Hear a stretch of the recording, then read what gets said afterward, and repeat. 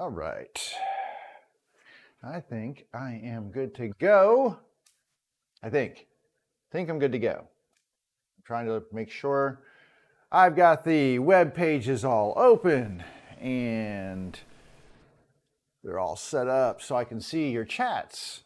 Welcome to my shop. I'm Jeff, and I'm going to rub my eyes because I do this all the time when I start. I don't know why I don't do this before I start. I always do it after I start, and I apologize for that. But anywho, I'm Jeff. This is my workshop.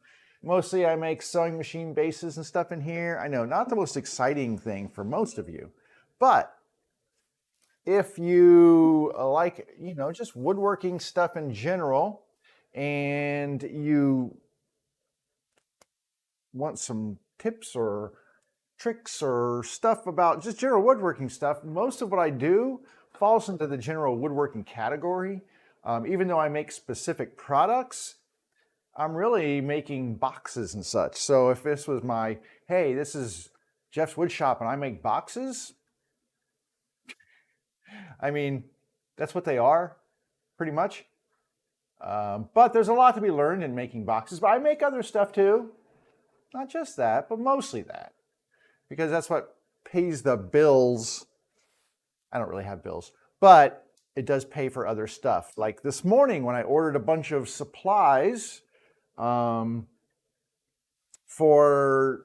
multiple projects that I'm working on, I ordered some stuff, some new finish that I'm going to be trying out on this next batch of bases that I'm working, and some epoxy for some Christmas gift stuff that I'm making, which I'll go over in just a minute, and some general supplies that goes along with that stuff, some Scotch-Brite pads and some, what else I get? Syringes, and the syringes are for putting the epoxy in very specific locations.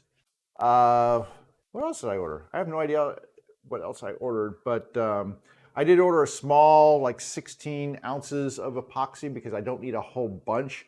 I'm not making a river table or anything like that, so I just need a small amount, and I will mix those up into parts A and B into a small cup to fill my needs. I'll show you what I'm going to do in a minute, but I really don't need a lot. So I ordered a small batch. I have some that's left over from a project, but it's kind of old and I'm not sure how good it is. So I figured I would just go ahead and get a couple of new bottles and that will probably suffice for what I need coming up.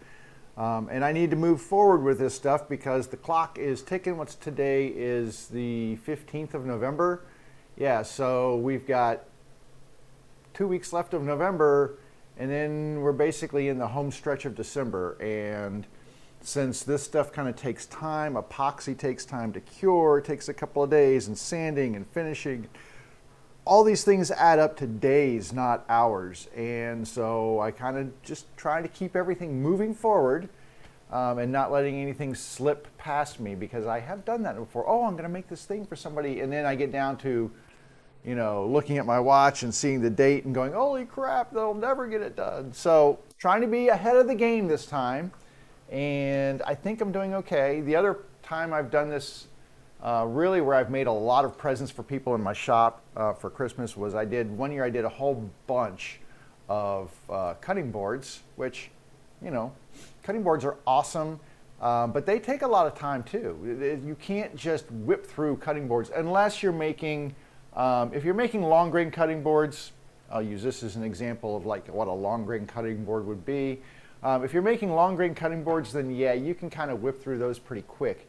But if you're doing end grain cutting boards, they take some time, and there's a lot of repetitive steps with a lot of gluing in between and a lot of letting glue cure for like a day or a night or whatever. So you have to make some cuts. And why is my Bluetooth turned off? That's kind of weird. My Bluetooth should be turned on. But so for a cutting board, you have to basically figure out, okay, what do I want to do? Even if you're batching them out, you have to, okay, let me cut strips of wood, and now I'm going to glue those strips of wood together. And then you let those sit. And then after a day or so, you scrape glue, you clean them off, you flatten them, and then you cut more strips. and then you flip them, then you glue them again, and then you have to let those sit for another day. And then you have to clean those off, and then you have to flatten the end grain portion of the cutting board if that's your only steps. And those are real simple end grain cutting boards. And then flattening the cutting boards that's hours per board, depending on how you're doing things. If you've got a drum sander or something, which most people don't, you can make some shorter work of it. You can't feed them through a planer. They don't plane nicely because it's all end grain, and the blades will throw them back at you at a rapid pace and maybe put a hole in your wall, or worse yet, in you. So you can't plane them. Usually you're ending up doing something like grabbing a belt sander or a grinder or something and trying to flatten those things down, and then doing more sanding and more sanding and more sanding. Sanding end grain takes about 5 times as much time as it does to sand flat straight grain. It's just like 5 times the process to get them in shape for where they need to be. And then you need to dunk them in oil when you're done, right? And that doesn't even include if you're going to put handles in them or a bevel or anything else. That's even more. So just that simple process of making a cutter board takes, I'd say, whether you're making 1 or 5, it's going to take you a week to make a cutting board. Maybe not quite a week, but generally, unless you're in your shop all the time, it's going to take you about a week to get that done. If you're a weekend warrior, you're looking at maybe 3 weekends worth of work. So, 2, 4, 6 days maybe to get them all finished, because you've just got those glue days that you can't get away from. And then the flattening part after the fact, it's a grind. It takes forever. I'm lucky I have a CNC machine and a flattening bit. So a lot of times I will just flatten mine on the CNC machine.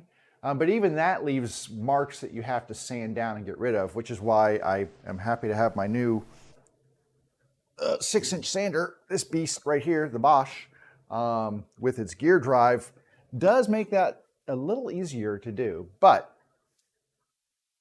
so it's really, getting back to my original point, it's really easy to say, oh, I'm going to make these things, but if you don't leave yourself enough time, you can get yourself into a time crunch because you forget how long some of these things actually take.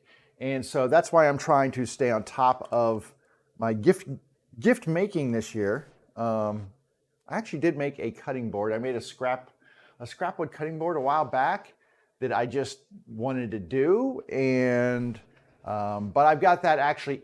It's sitting in my house. It's earmarked for a gift this year, so I will give that away. But I had some other items that I was like, oh, let me make these things with all this scrap wood. Kind of got the idea to do this. I had enough wood to do it, so I started that last week.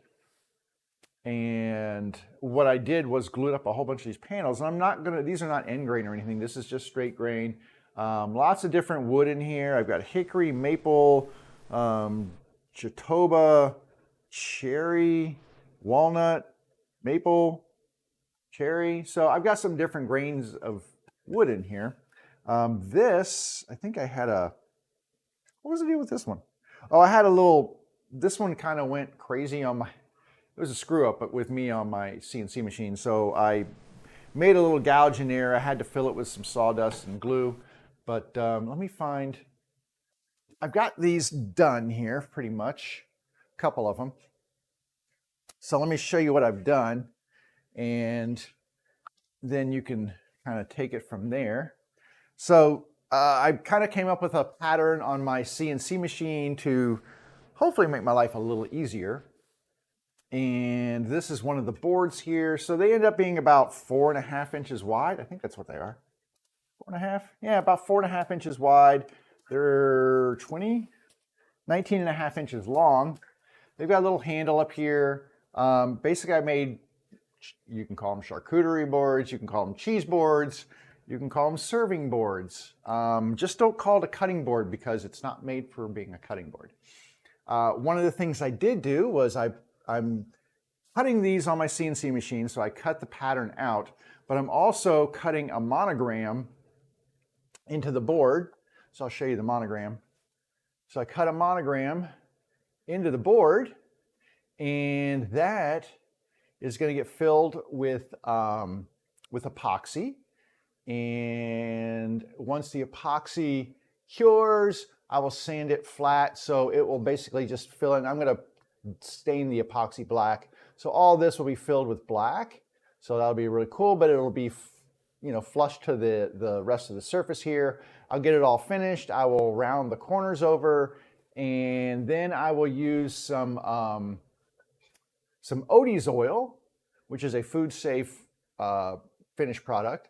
And I'm going to use some Odie's oil to clean these up. I'm also going to put a hole in the handle up here and put a piece of leather cord, scrap, whatever. I bought some leather rope, whatever you want to call it. But basically put that through and tie it, kind of make it a nice thing. So if you wanted to hang it by that. But anyway, so I'm working on these. I'm making 6 of them. And it takes about, the monogramming doesn't take that long. But what happens is I have to switch between bits if I want to do that. So I'm trying to do everything at once. So I kind of set up a template area on my CNC machine that I can put all of these in the same location, do the monograms, because I use a 60-degree V-bit for that cuts the monograms. So once I get all the monograms cut, then I take that bit out and I put in a straight 1/8 inch bit, and that's what cuts all the perimeters.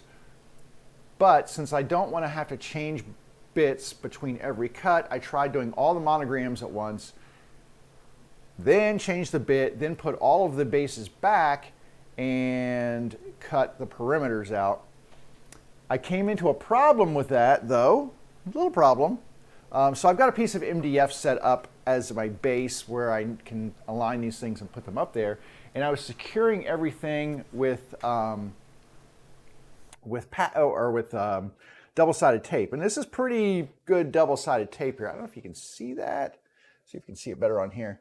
So this is pretty good double-sided tape on there. But the problem is, as I was, and it worked really well. So what I did was I would do, I'm kind of blabbering here, I'm sorry. I did the monogram, popped those off the board because they were double-sided tape down, left the tape on the bases, and then when I got ready to do the cutout, I would basically just use that same tape, secure it back down to the MDF, and cut the outside. It was okay, it was working well, but then what happened was this piece right here was almost a tragedy because it was doing the cutout, and you can see, I'll get back in here again, you can see where it's doing the cutout in here, right? Well, if you'll notice this little line right here, what happened was the double-sided tape unstuck from the board underneath, and as it was making this cut, the board just moved and went, and it just cut right through the edge of it right there.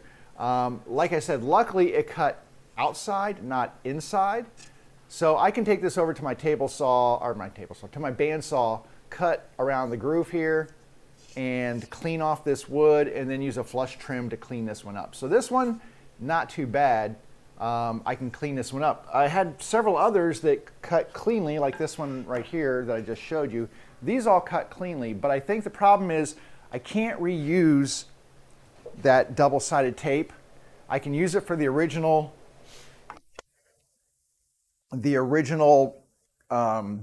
like doing the lettering, doing the monogram, and then when I get ready to do the cutout, I need to put new tape on. And I think that was my problem, was that tape lost some of its adhesion. And I don't want to risk that again, because had that happened in a different spot, it could have sent that bit into the actual workpiece itself, not out of the workpiece. I got lucky with that one. I don't want to get unlucky again. I've got 2 more that have the monograms and are ready for the profile to be cut out. So I'll put new tape on those. This one has not had the monogram yet. Like I said, it started. Anyway, this one needs to have the monogram done and have the profile cut out. So that's where I am on those. And that's my update on my Christmas present. But I'm trying, like I said, to give myself enough time so that I can get these things all finished, get the finish to cure, and get them in the mail and shipped, and give it plenty of time for shipping, because you all know shipping around the holidays it's horrific.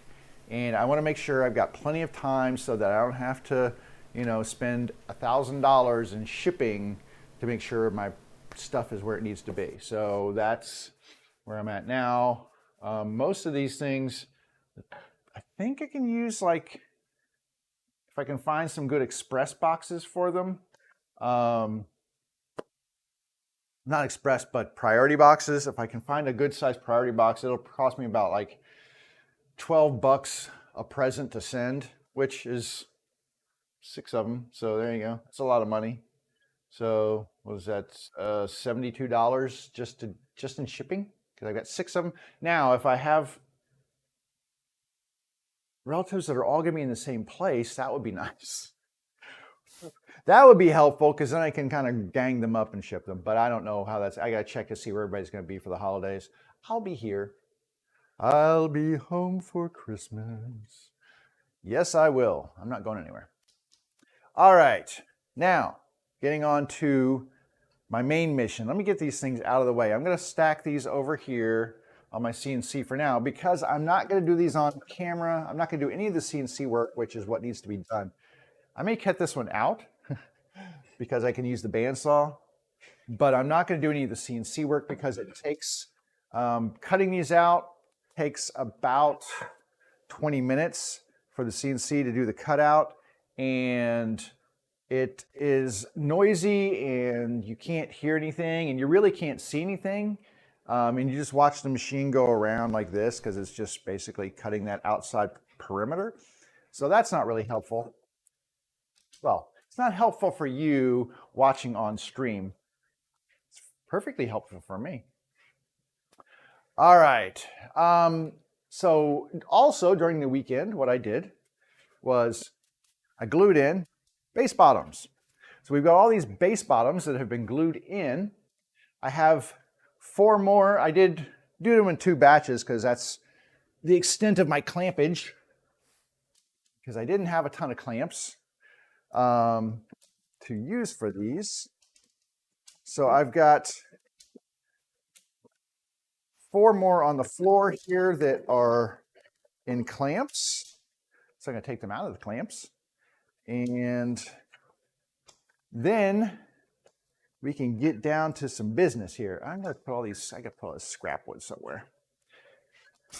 So my plan is with these bases is that we've got 2 different styles, basically. We've got a plain base that is just basically the box. Those do not have a ton of work to be done on them. But we also have bases that have center dividers, like this one right here. You can see there's a dado, and there's going to be a board that gets inserted.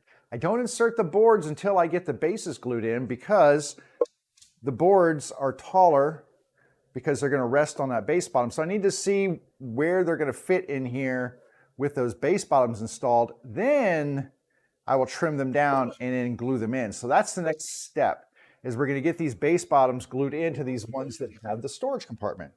This is the lid. Once I have that glued in, we need to get the dado, or not the dado, but the rabbet bit out, cut a rabbet groove in the top of that. So wherever that wall comes in here, we're going to cut a 1/4 inch groove in here for the lid. Once we have that groove cut, we can do a measurement, figure out how big these need to be cut down. This is the wood for this one for the lid. So you can see it's kind of like a progression of steps we have to go through in order to get these moving. This one is a simple base in that it does not have a storage compartment for it. So these are pretty easy in that they just are going to set to the side for right now. They still have work that needs to be done on them, just not work that, I mean, there's not all that lid construction work. So this one is basically done. All these simple ones are basically done. There's two things to do to this in construction. So, yeah, there we go. With these simple ones, there's two things, in, like I said, in terms of construction that need to happen. One is we need to create triangular blocks that will go into the corners. Those are the supports for our machines. So the machine will sit in these blocks and be held up by those triangular corners. The other thing is that we're going to put a big fat roundover on these, and that roundover goes on all four corners, just makes them big and sweeping and round. So that's the two big operations. And then it's all finishing after that. It's doing a finish sand on the whole thing and doing a little 1/8 inch roundover just on all these edges just to make them feel nice and buttery smooth. Rounding the profiles of the handles to make them feel nice and smooth, and then putting the finish on. So construction-wise, triangular corners and big corner roundovers.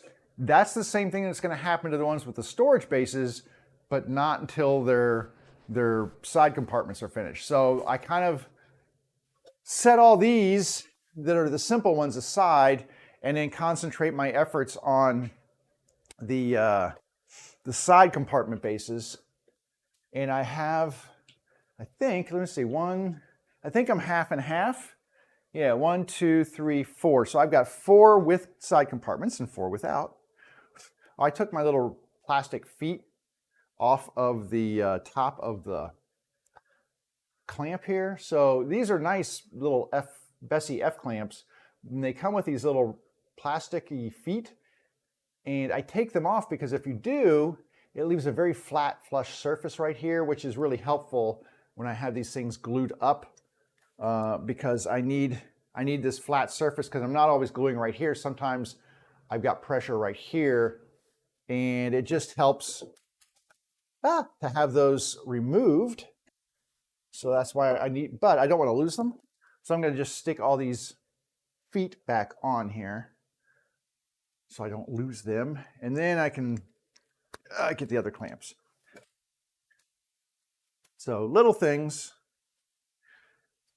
These are really good though. They stay on there. Unlike my my gear clamps over here, I wish the feet on those were as tight as these, because these stay on. They were really hard to get off, actually.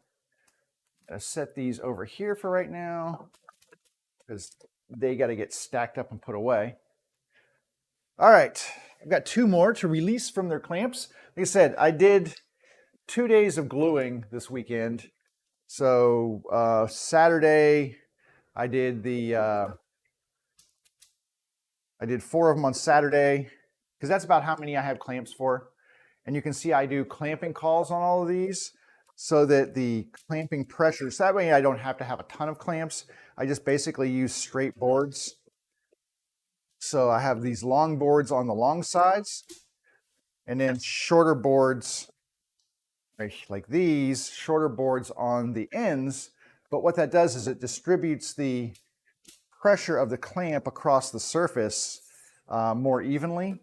If I just put a clamp right here, I mean, it would hold, but you're not going to get tight clamping pressure down across this long span of wood. But if you use a block like this, you put it on here and then you clamp down on it, well, it's putting pressure across that whole surface, which means I get a much better glue joint all across the base. Now remember, this is not a it is not a weight-bearing glue job, so there will be no weight.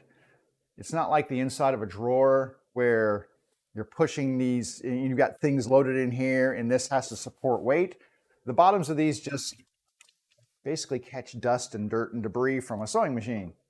The weight is borne on the triangular blocks that we will put inside of the base. All right, one more, and then we are ready to move forward.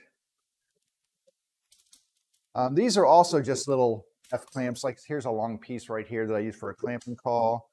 I've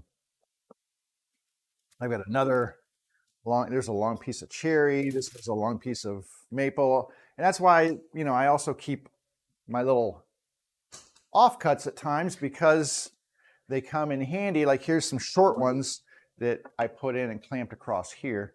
So it's always good to have scrap around to use for different purposes. Okay. And this is the sapele one. This is the lid. This is the piece that's going to go in the middle. And now we can kind of figure out how we're going to move forward here. So I'll tell you what, I'm going to move all of the small bases. I know you can't see me right now, but I've got 4 of them that are going to have nothing done to them. So I'm going to take those and set them aside for right now. Just get them safely out of the way, because that's kind of my fear, is that I will knock them off of a table or something because I've got so much stuff going on here. And then I'm going to move all of these other bases over to here because I need to use the table saw, because we're going to cut down my little plant pieces. We're going to cut down these little pieces that have already been set aside as the dividers between the regular compartment and the storage compartment. So I've got these dividers right here. And what we're going to do now is figure out how tall they need to be. And I'm going to use my little multi-mark tool from Craig to do that. What I'm going to do is, let me turn this away. All right, what I'm going to do is, let's switch spots here. Put this over here. Put this right here so you can see a little bit better. I could just insert this all the way down, or try to insert this all the way down. It's pretty close, but I don't want to get it all the way down there and get it stuck. That would not be good. Ooh, just caught me. So what I'm going to do is just measure from the bottom floor up to this edge and see how tall that is. And to do that, I just loosen this brass screw. My little ruler that I have here, this thing slides. So I just let it slide all the way down right there, and then lock it. And then I can see that I'm a little over 2 3/4 inches. But what I'm going to do is check both sides, because I try to be good, but they're not always even. So let's make sure. Okay. So yeah, we're pretty good here. So what I'm going to do is I'm going to cut these taller, wider than they need to be, because I like to leave a little bit above and then flatten them down to the same level with my hand plane. This is my jack plane bevel up number 62. I like this thing. It's really nice. But anyway, this is actually about 11/16. Let's go about a 1/16 more. So we're going to cut these at 2 7/8 for this particular one. This will then get sanded and glued and set down inside here. And then the nice thing is, I mean, I can put a clamp on there while that stuff's going, but I can start flattening while they're in there. I can just let it set aside for a minute or two. And while I'm working on the other ones, that glue will be curing. And then I don't have to wait for that glue to cure all the time, because this is captured in a dado. So this fits in that dado. The glue just needs to cure, but it will be nice and flat, and I don't have to give it an entire day before I can actually begin working on it. Let's see, am I set up here? I got the camera right there. That will work. I'm going to set this over here. I'm going to set that over there because I need to measure. So let's do 2 7/8 here. I'm just going to quickly, let me get rid of the scissors. That was not where they needed to go. That was a bad toss on my part. Get that away. There we go. my fence is pretty accurate here. So let me get that just kind of roughed in. I don't know why people like complain about, oh, my fence is it's super accurate or it's not accurate. It's like I never would just go with what my fence says because over the distance of 30 inches or whatever, I don't know how accurate that's going to maintain. So I always measure. Like I get this as my rough end, and then I come back and fine tune with my measuring tape. But I don't know why anybody would just solely do their measurements off of, I mean, it's handy. I've got my little ruler here and it's pretty accurate, but I like very accurate. Now is that going to be, okay, ooh, that is going to clear, nice. Okay, I'm going to lower this down, just makes life a little easier for me. And I need to hook up my saw. And I'm going to need to turn off all of my heaters. I have the heater going this morning because it is chilly outside. I think it was in the 40s overnight. And I came out and turned my heaters on this morning. So it's 67 in the garage. It's very comfortable in here, at least for me working like this. All right. I'm going to cut off of this end because it's got some really big, gnarly open grain section. This is a very pretty section up here. So I'm going to cut this area off right there. And I have my dust collection button over here. Let me go grab that. And I need my ears.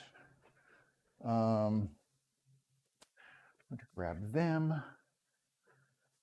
Put these here, there. All right. So I'm just going to get this one cut down, and then we're going to move forward here and show you the process, and then we can kind of just knock these things out.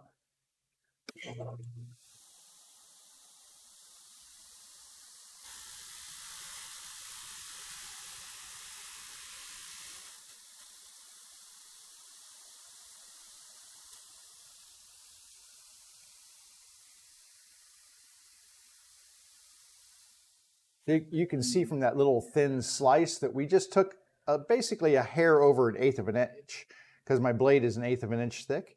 And also, I don't know if you can see this, but like if I hold this behind there, you can see yellow through here. I don't know if you can see it or not. This thing has some really wicked open grain to it. I'm going to show you this because this is crazy stuff right here. Like, I don't know if you can see how open. Yeah, you can see through that grain, some of the openness of that grain. That's crazy. This is the zebra, and I'm going to have that. That's right here. That's all open grain right there, but that's going to get inserted down into the base. So one thing I just want to hit this really quickly with, I might be able to go away with just hand sanding this. The nice thing is that it doesn't have to be like super duper smooth. What do we got here? That's 320. That's a little fine for what I want. Let me hit that with, I'm going to get like a 150 sanding pad here and give this just a nice sand on the insides. I don't want it to get too much sanding because it'll remove material, and I don't want them to get super thin unless it doesn't fit. I want it to stay pretty much the thickness that it is, because that one actually has a pretty good fit. What size is that? So that's a 120. Let me do a 120 and then a 150.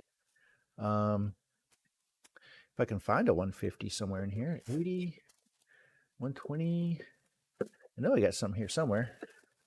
220, 120. Come on. Where's a 150? There we go. There's a 150.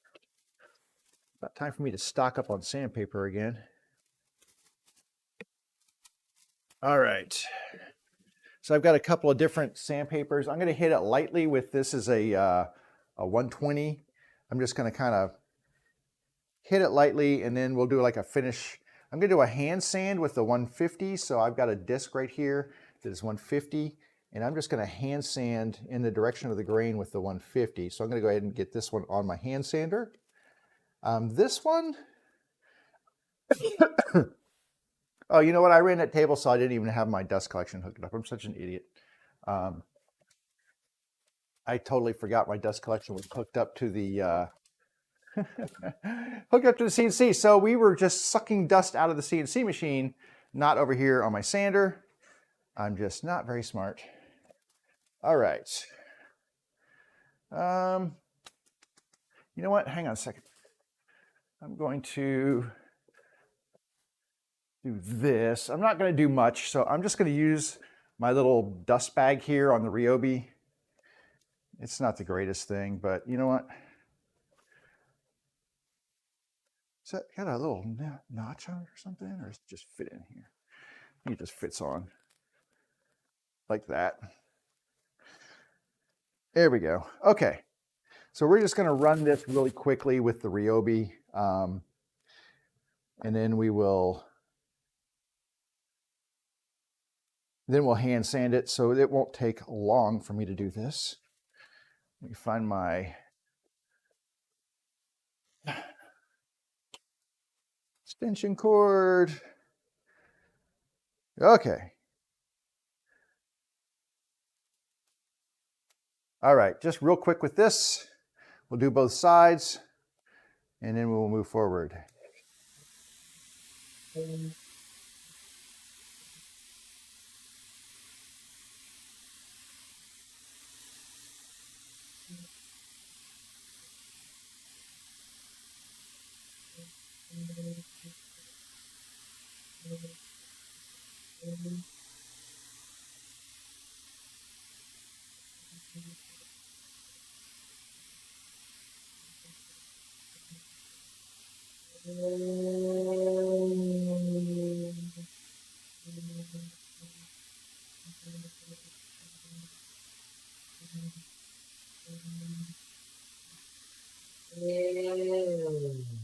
All right, that's all I needed to do with the 120. Like I said, I'm just really just kind of cleaning up some of the stuff on here. And then I'm just going to hit it with this 150. Just kind of give it a little hand sanding right here. And not going to go crazy. Where did I put that dust? Get this over here.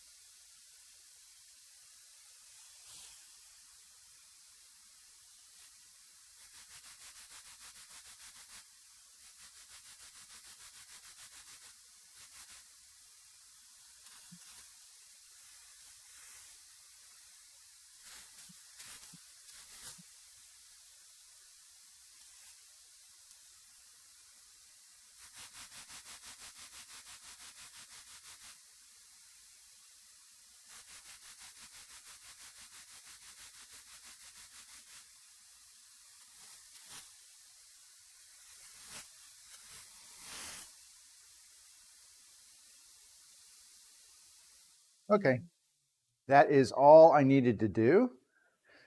It's smooth to the touch, really all I care about for this.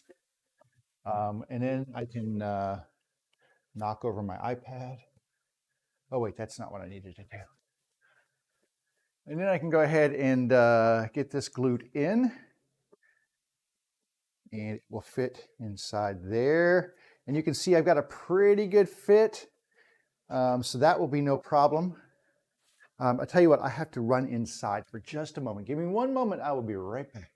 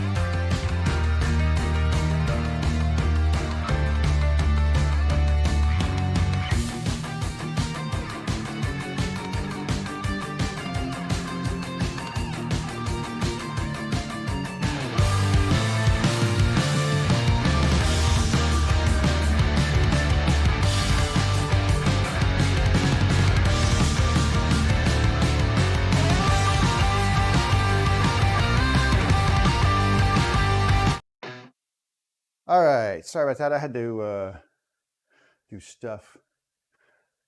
Make sure my son was up, and then my dog was like hacking.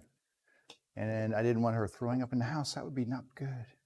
All right, what I'm going to do is insert this into here. I'm just going to put a little glue on the insides of the walls of the dado. And then we will just slide this into place. And I'm just going to put a dab of glue in here and use my finger to spread this around and try to get it on all three walls of that dado groove that we made. And then I'm going to flip it over and do the same thing on the other side.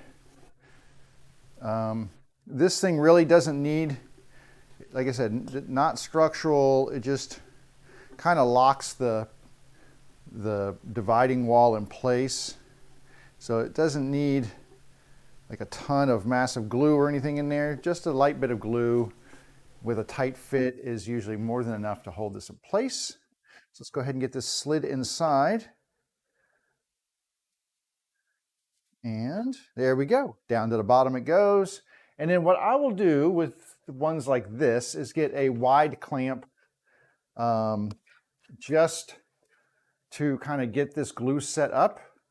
I'm going to put a clamp in here and just kind of clamp across the body like this, just to make sure that I'm getting a nice, good, tight glue up on there.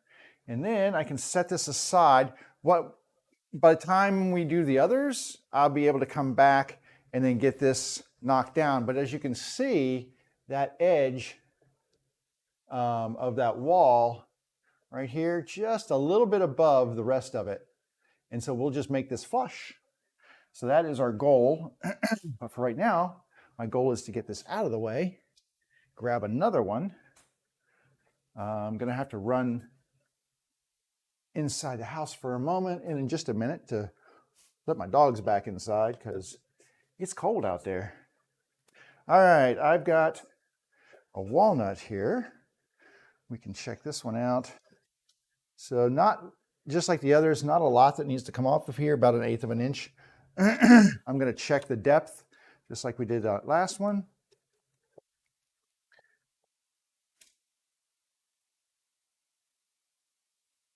And yeah, oof. This is a little deeper. So just make sure. I don't want to cut them short. That's the one thing I do not want, is to cut these short. So I think we can cut this the same as the last one at that 2 7/8. Just check and make sure. Yeah, it's going to be close, but we should be good. Let me go let my dogs in real quick because it is cold and windy outside and she has really short fur. And she's standing here at the back door saying, "Please let me in." Hi, baby. Hello, baby. Hi, sweet. I know it's cold out there. I know. I'll let Phineas in a minute. My Great Dane, she's got very short fur. She's not a big fan of the cold weather. That is for certain. All right. We will come back over here. And I'm just looking to see if there's a side I want down. I'm going to cut off of this edge right here. And I think that will serve us well. We should still be at that 2 7/8. So we should be good there. I might just make it just a hair. There we go. Just a little bit wider than that. It still gives me clearance here, right? It does. Okay. All right. Let's get this one cut. It'll just take a moment.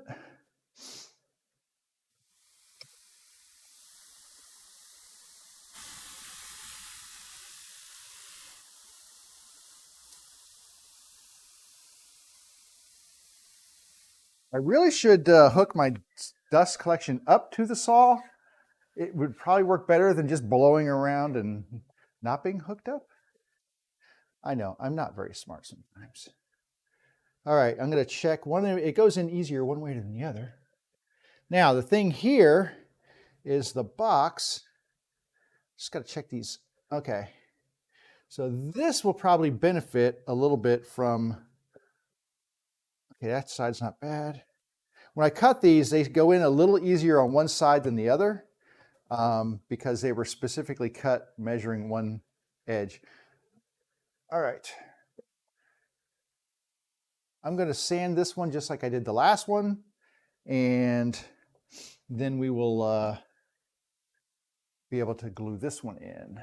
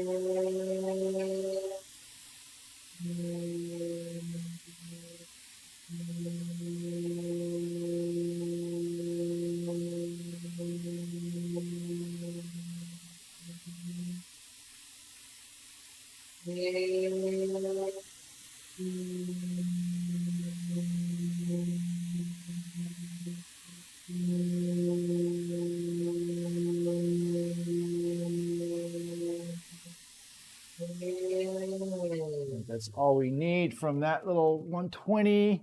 Like I said, this isn't really super critical. Just hand sanding to 150 is all I'm going to do here. Just enough to make it feel smooth. And that will more than suffice, not take off too much of the wood, because we want those joints to be nice and tight. We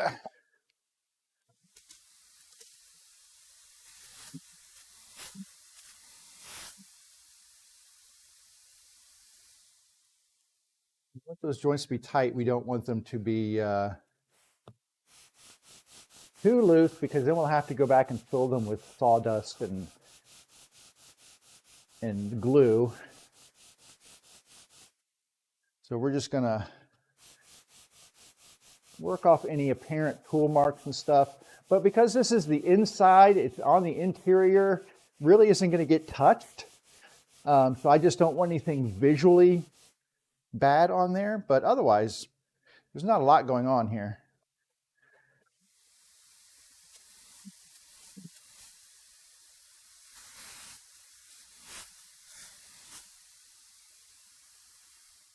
All right, I am going to hook this up this time,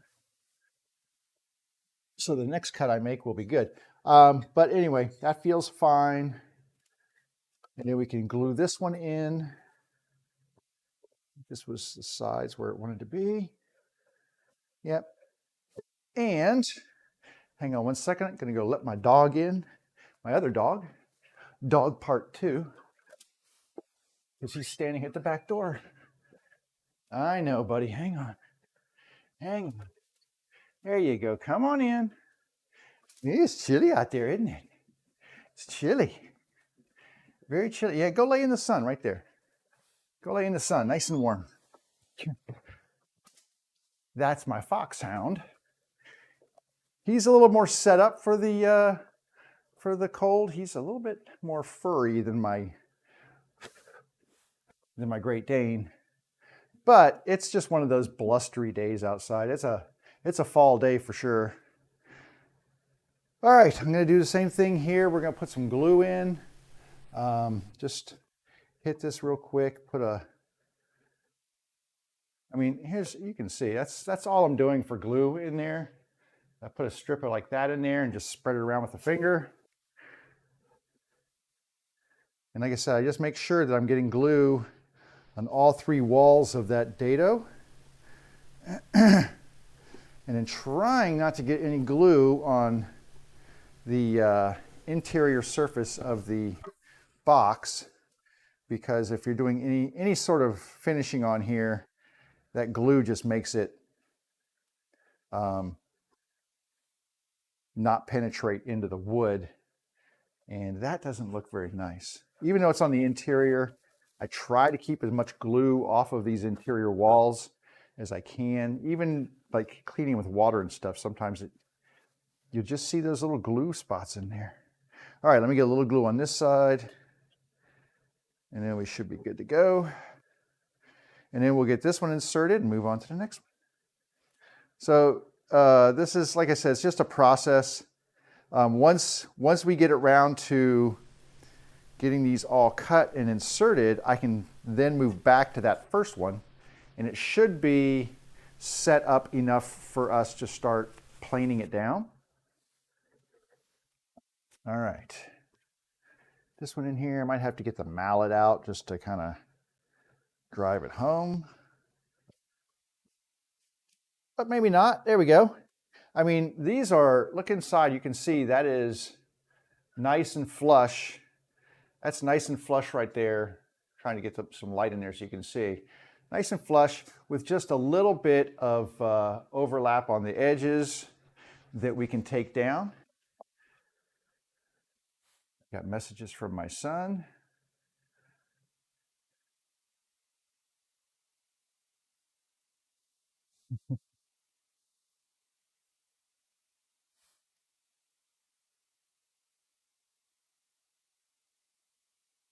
He's asking me, how in the world did the Washington football team, their new name, how did they beat the defending Super Bowl champion Tampa Bay Buccaneers yesterday?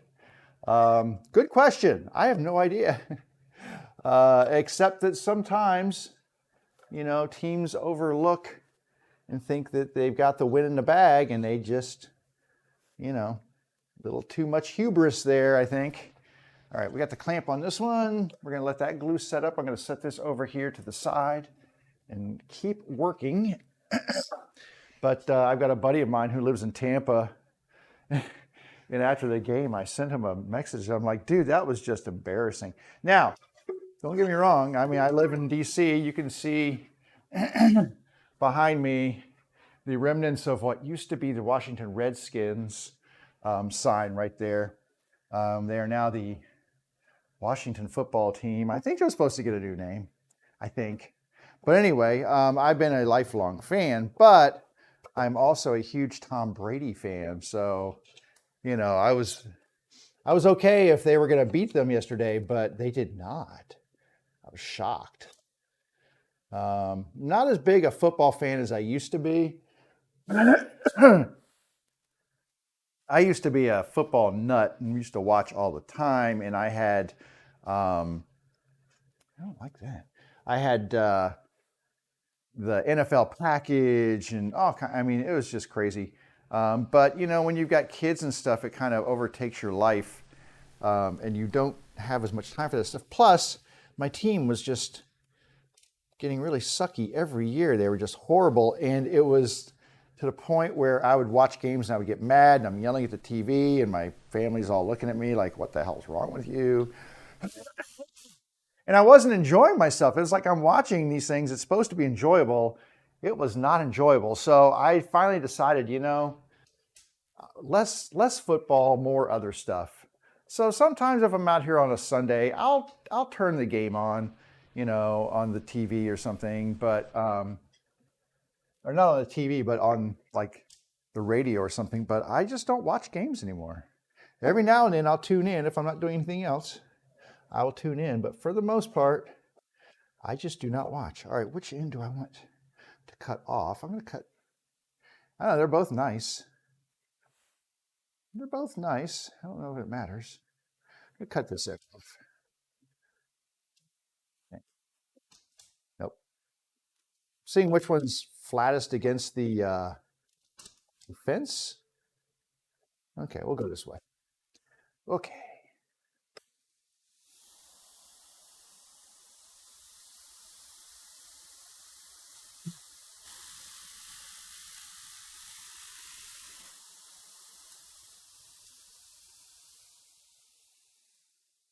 Yeah, I just I found myself not really being that engaged by it, and I'm a happier person because I don't spend all my time yelling at the TV, scaring my dogs and my children and whatnot. All right, how we fitting here? How are we doing for fit? That's a pretty good fit there. It's a pretty good fit. All right. Okay, which means I don't want to go crazy. Let me see.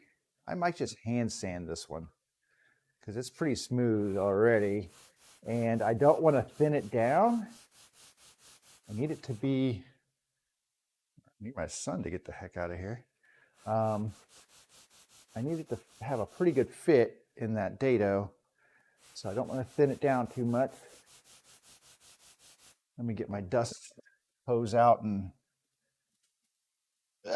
dust this off. Maybe if I can reach it. There we go.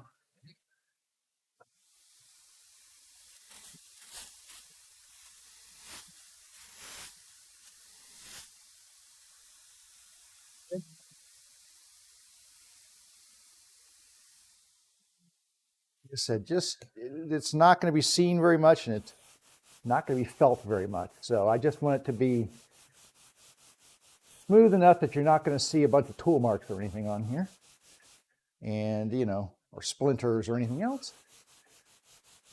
But it is an interior wall, so not really critical for it to be silky smooth like the rest of it. But we give it a little bit of love.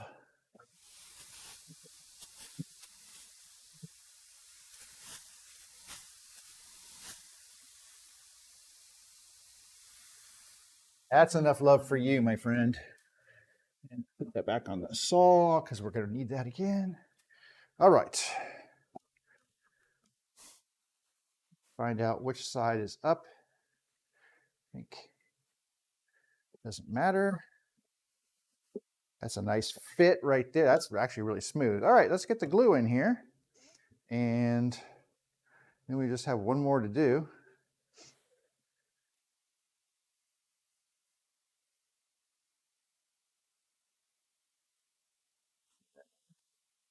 Spread some on this side.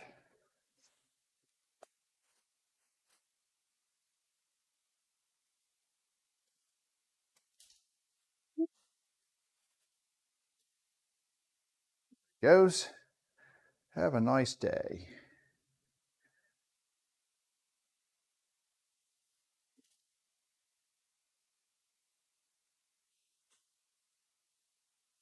Try to keep it, like I said, keep it out of the interior of the box. And insert this. And that looks like a good spot. Slide it in. Yeah, see, when you put the glue in there, it just takes up enough space to make that a little bit tighter of a fit. Well, I mean, it still slid in pretty easily, but it was tight enough that I didn't have to shave it down any. And then I'm just gonna put this clamp on here and we're gonna put a little pressure. We got one more to do. We'll just set this right here. We got one more to do, and then we can go back to our first one that we've done and start working on some hand planing and whatnot. This one's substantially taller. Substantially taller. All right, but it's a shorter base, so I'm probably gonna have to cut a little extra off of this one. Let's see what we got here. Yeah, so this one is just a hair over 2.5 inches. Let me check this one. Pick it right at the dado.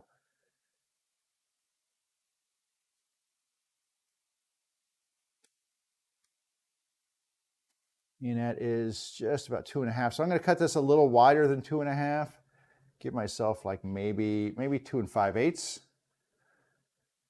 Wait a second, I went the wrong way. Just check that again. Is that flat?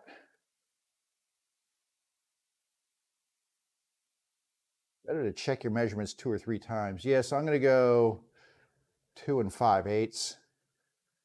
I think is probably going to be enough. Yeah, so that'll work. 2 5/8. I'm going to have to readjust the fence over here just a little bit. So let's see, 5/8. That base is a shorter base. It's for a 3/4 size machine. So that's the reason for the slight height difference. Like I said, sometimes depending on what wood I have available, depends on the size of the base that I make. I did not bring the board with me though, and it is handy to have the board you're going to cut when you're actually at the saw. This stuff is Jatoba. It is super hardwood. My son just, hey, I took the dogs with me just to, oh, okay. Well, good for him. He took the dogs to work. Okay.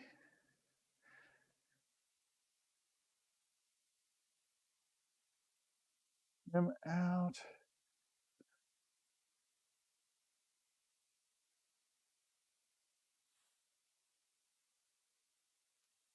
Have a good day. All right. Love my boys.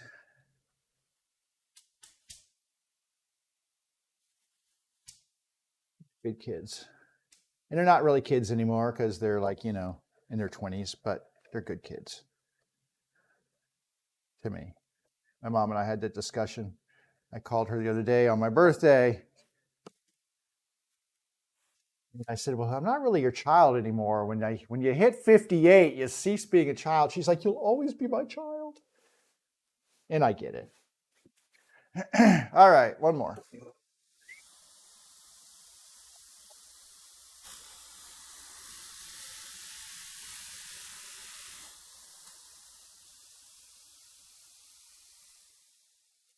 All righty, this one, yeah, we took off about 1/8 of an inch off of this one. And let's see here. Let me see my depth on this one. Yep, that's fine because that leaves us about 1/8 of an inch over the top, which is perfect. It should fit in here pretty easily. That one's going to fit fine. I do want to give this a little bit of a sand. So a little sanding love for this one as well. Let me just unhook my hose for right now. We don't need that, but I will need it when I'm sanding. I'm going to hit this one with the 220 first, and then we'll do the 150.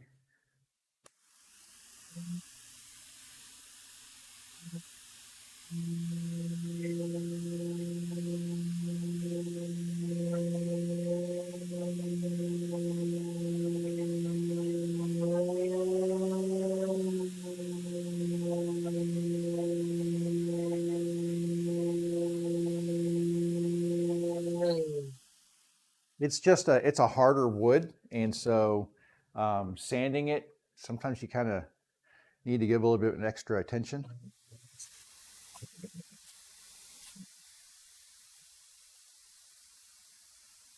So I just think this one will benefit more from hitting with the 120 first.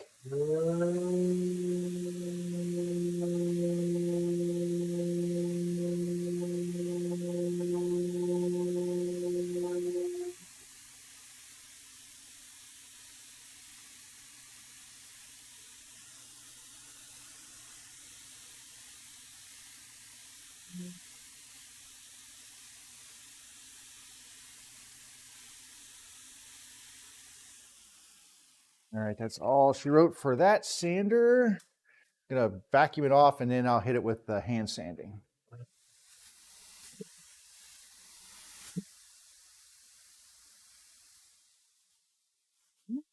Bad, not bad. All right, give it a little hand sanding love.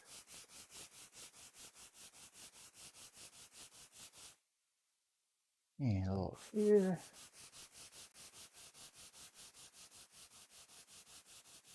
Okay. Check the feed. Nobody's there. Or nobody's talking.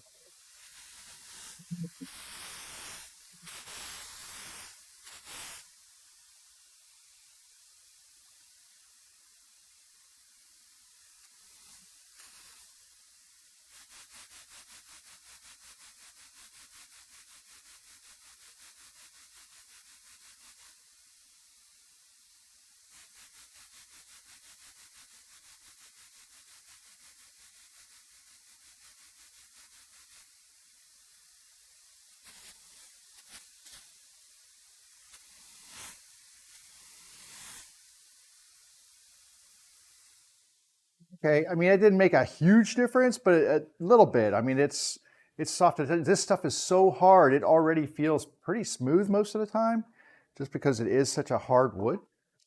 I don't think I need my ears on anymore for a little while. Take those off. Oh, so much better.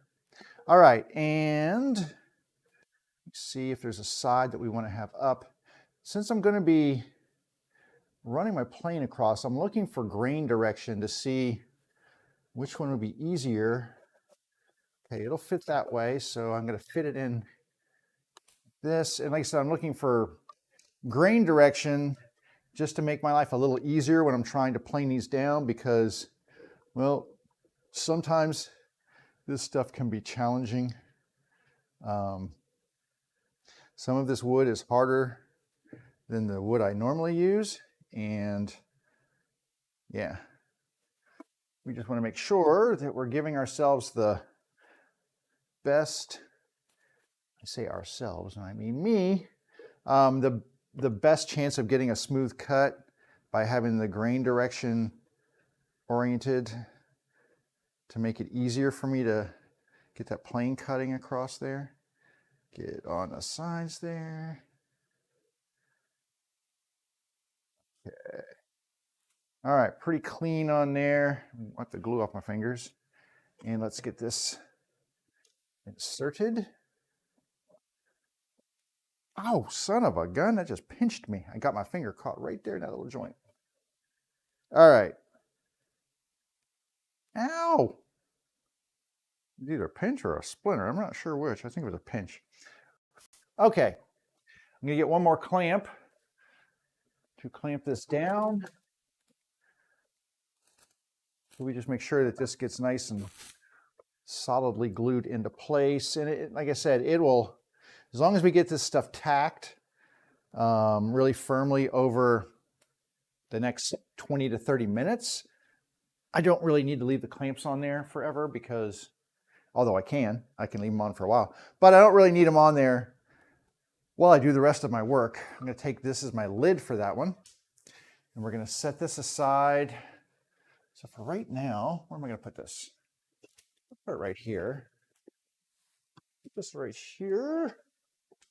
And then we can go back and grab that first one, which is the zebra wood. And like I said, this should be tacked up enough that it will allow me to start doing some hand planing. I turn that down. I did turn it down. All right. Now, which way? Probably this way. So I'm looking at grain direction. I always want to plane downhill. That's what they always say. So much like a cat's fur, right? If you're a dog or cat, if you rub a cat or a dog one direction, like with their fur, it's nice and smooth. If you go against it, all the hair pushes up against your hand and raises up, right? So same thing with planing. If you're planing across the downhill portion of things, it'll slice those fibers. But if you go against them, it pulls them up, and that's when you get tear out while you are planing, and that is just not good for anything or anyone. So what I'm going to do is pop up the middle section of my table here. Heck, what's he doing? I'll show you. So this middle strip of walnut in my table actually pops up, and I can slide it over a little bit, and now it's about 1/4 of an inch raised up above the table surface, which means I can now use it as a block, a stop block for planing my stuff. Isn't that handy? That's actually a feature. I actually designed it into the table just to do that. All right, and all I'm going to do now is just plane this down.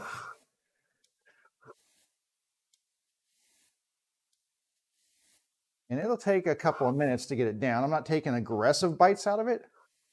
And you can see I'm getting super long curly pieces out of here. There you go. So nice long thin strips, but just going to knock down this last 1/8 of an inch or so. And I'm just tossing this into the barrel here. Hang on just a second. I'm going to walk over and pop my heater back on just because it does tend to cool off in here. And that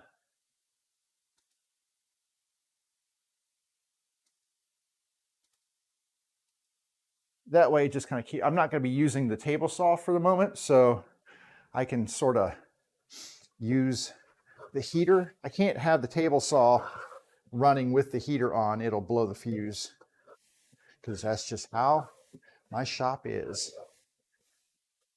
Do you want to be warm or do you want to use your tools? That's the choices you have to make. But right now, we're just coming across this center board and getting it down to flush.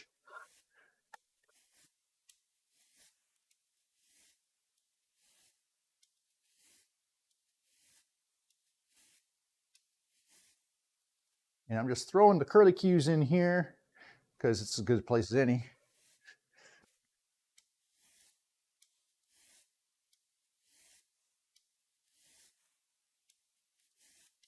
And then the sides will actually be my guide as to when I'm down to the, I mean, it'll start squaring me up and making sure that I'm running exactly where I need to be. Now, if I start hitting this edge, I've got a little tiny bit more over here, but I have to be careful because I don't want to come across the grain.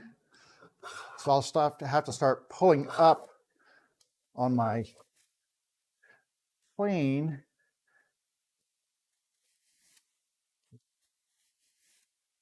There we go. Ooh, that's nice. One more just for fun. There we go. So now I can show you that that edge is now flush all the way across. And we have lots of little curly cues here that we can throw away.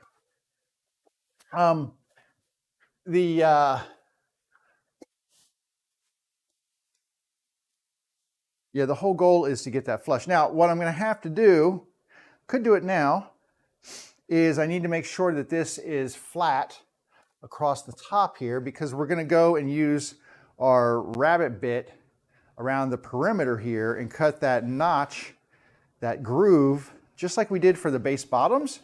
We're going to cut the same kind of groove in here to accept our lid. Now I've got 2 lids glued up here. And I'm going to have to resaw these because they're very thick. And I only need less than half of this thickness. But once I get one of these just really flat, and I'm going to use both of these for lids. So this one's going to get 2 custom lids because I'm just that kind of guy. No, I just wanted to try 2 different things. But I can charge more for that. And don't you think I won't do it? Oh, I'll do it. I will do it. So I'm going to come over here to our reference surface, which is my table saw. And I'm just going to check for flatness. Woo, that's very flat. Very flat. I dig that. All right. That means I don't really have to do any planing on here. All I need to do is sand this thing. So this one's ready for the Rabbeting Bit. What was the second one I did? It was over here. It was the walnut. So I'm going to go ahead and grab this walnut, and we are going to do the exact same thing we just did with that one. I couldn't pull this out now if I tried. Maybe if I wedged something under there, I might be able to break that glue joint, but for the most part, you can't see.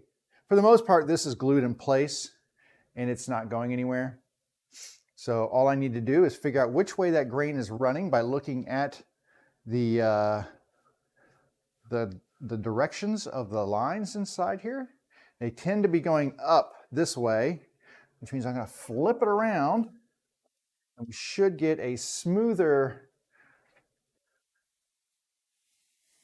There we go. Nice and smooth. That's what I want to hear, is just nice, smooth cutting action there. Go back to this one. And just nice, wide, long, thin curls.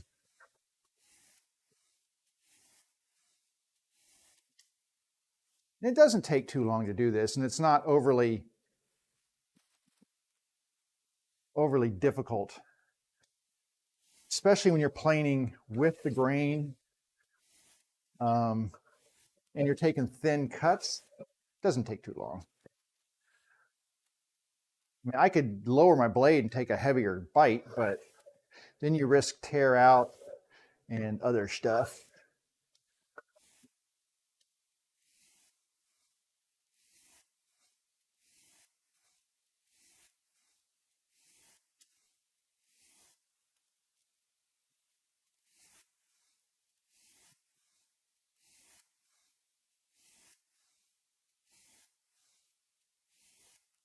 This weekend, I put some wax on the bottom of my plane on the sole, so it's running really smoothly across the wood. I see some guys that keep like a candle, just a regular like white table candle, and they'll rub that on the bottom of their planes to wax them up a little bit. I just use furniture wax on mine, and it seems to work just fine. This edge is pretty much flush. This one's a little high, so what I will do is just kind of start with my blade right here and then work it this way until this end flushes up, because I don't want to cut across the grain here. I already see a little bit of mark where I came across, so I'm going to be careful that I'm not cutting across the grain on these side pieces. Almost there though on this one.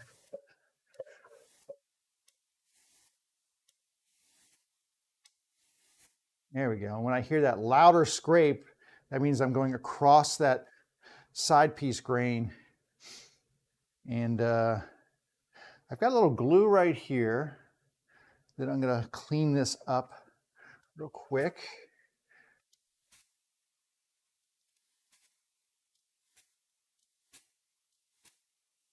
Because I know that I would need to clean that up for this to be functional. And which way is that running? I'm going to run this way. There we go.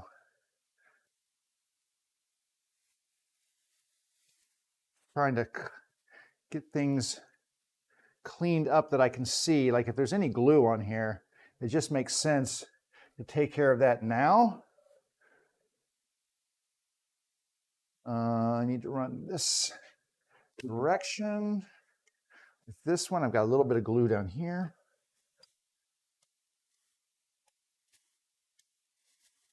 And I don't normally like to do both of those. I don't normally like to use this plane to get glue off, but it's just a tiny little bit. And then this, just come down. And I'm going to have to put this on the saw. I know I'm going to have to put this on the saw and check for, excuse me, check for flatness, because I'm pretty sure this one's out just a little bit. But I can go ahead and get the spots I know are high right now and have glue and such, because any glue squeeze out sticking out the top is going to make it not flat anyway. All right, let me get this bad boy out the way. Where are you going to go? I don't know. We'll set it over here, off to the side.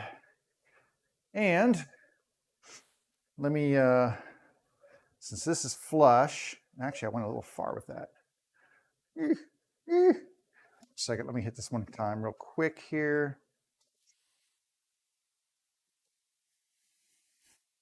There we go.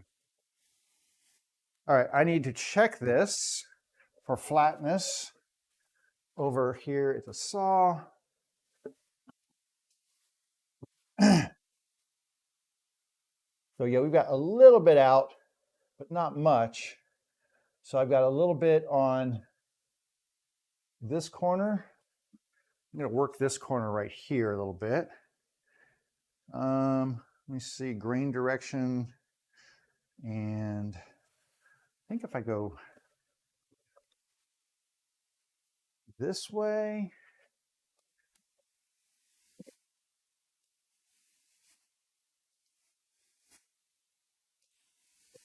let's check that. I don't want to do a lot. It was just a little bit out.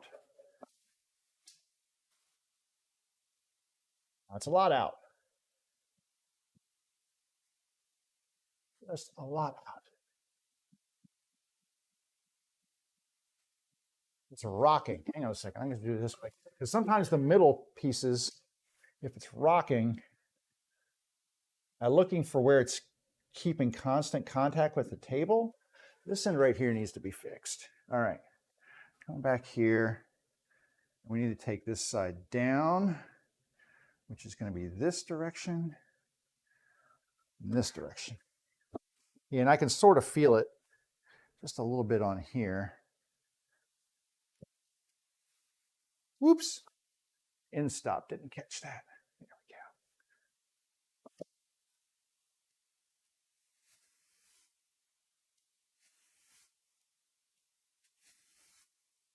There we go. And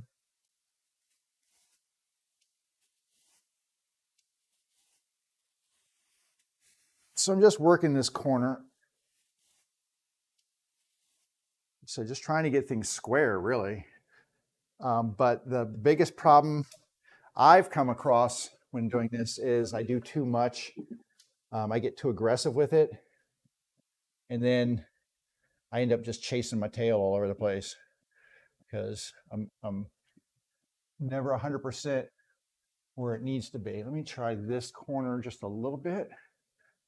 Let me see which grain direction that way. And grain direction, of course, the opposite direction. No, that way. Okay.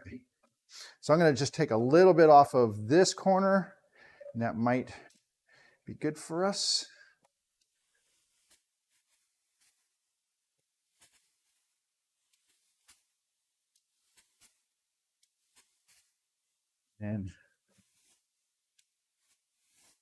But sometimes just a little bit goes a long way.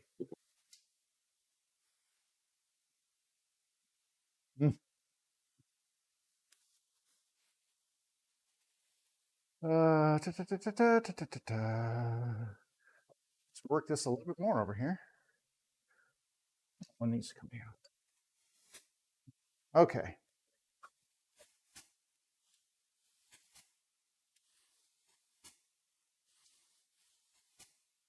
Not getting any bite right here. I'm not sure why it is. Could be getting more bite on this side, but it's just kind of running flat through. Like I said, I don't like to get overly aggressive on these things.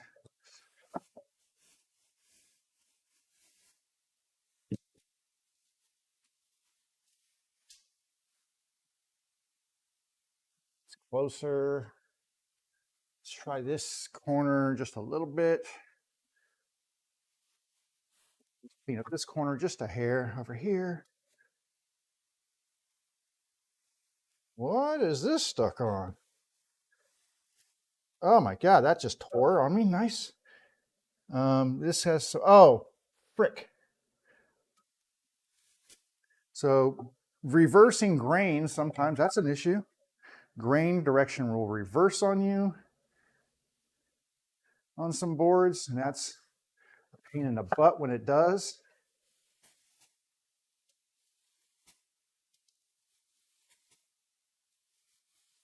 Because it can create tear out. But what happens is the grain goes in one direction. You can't see me. So the grain goes in one direction and then it comes back up this way. And it basically, when you've got really kind of figured wood and such, so if it's going this way and then it goes this way, well, if you cut across, you're going to tear out this side, whereas you'll get a good cut on this side. If you come this way, you'll get tear out here, but a good cut over here. So you just kind of have to feel your way through the board, but this one's giving me a little bit of a fit here. Like I said, I don't want to go too far. The other thing is you don't want to start making your boards shorter than they need to be. God, that's bugging me. Where are you touching? Where are you touching? You're rubbing right here. All right, I'm going to knock this down a little bit. This side piece.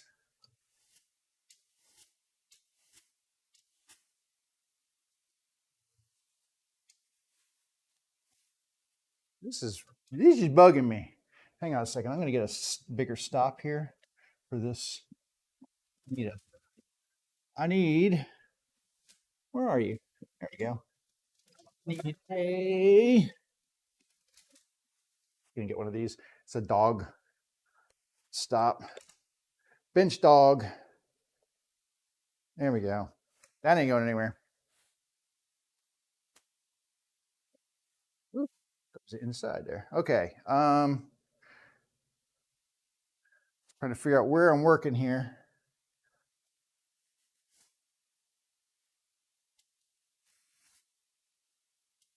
Let me see where this needs to be chopped down again. This corner. It's working its way into my heart. Not really. It's being a pain in the ass. Pardon me. Did I just say that out loud? I beg your pardon. Oh, shoot. Times. Come on now. Y'all cooperate. Cooperate. All right. Sometimes they're easy and sometimes they are just a pain in the rear.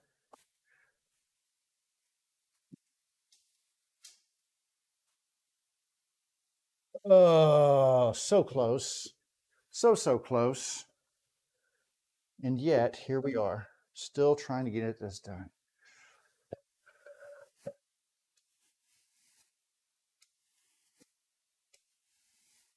And let's see if we can get this. I think we got it here.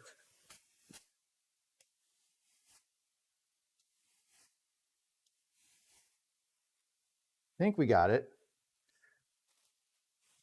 Let's give it a try. I'm gonna knock some stuff around. All right, we got it finally. Like I said, not always easy, but you do what you got to do. I also don't have a lid cut for that one yet, so I need to get a lid cut for that one. This was the next in line. All right, so let me take this off. And stash it over here. All right, so to flatten this one, I think we had the grain direction going this way. I'm gonna put this dog over here. That will work better, maybe not, I don't know. I'm so confused. All right, let's see if this is the grain direction it wants to go. Seems to be. So we're just gonna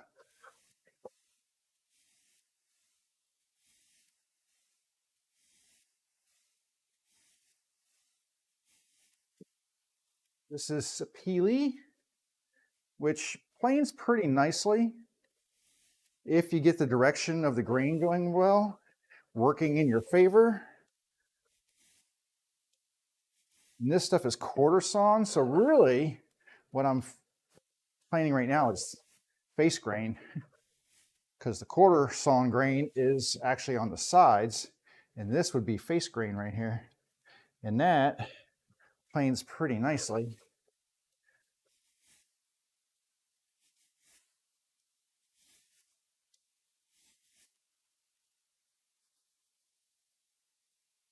Just checking the chats. It's a quiet Monday. Everybody must be working. I mean, technically I'm working, but not really. This isn't work. This is just me making stuff. good life if you can get it.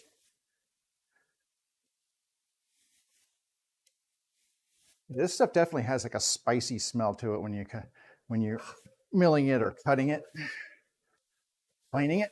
You can definitely smell the wood. It's a nice smell. It's not bad. I'm gonna move this over a little bit because I want to get really straight in line with this. Got so much crud down here at my feet.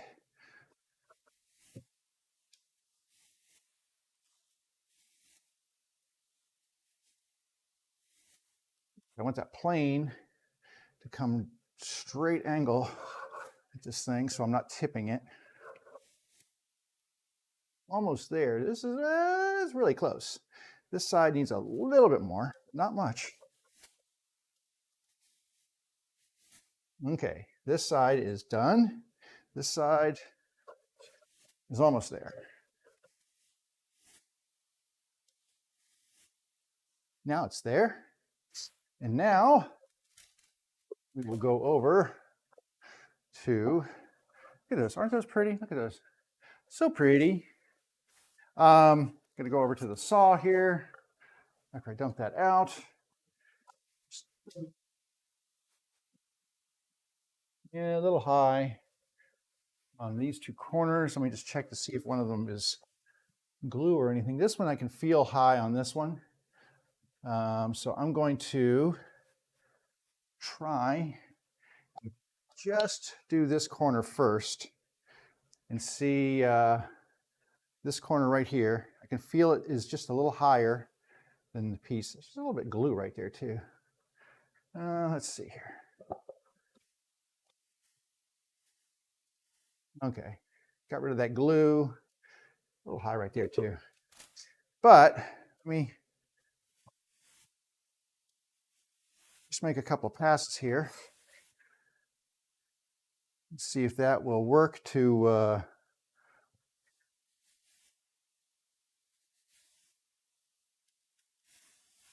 be enough to make this sit flat.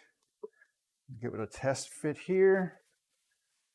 Make sure there's no sawdust on the table because that will interfere with it sitting flat. Ooh, that was really close. I got that so close. So close. So close. I'm going to take this corner down just a little bit. Just a little bit right here.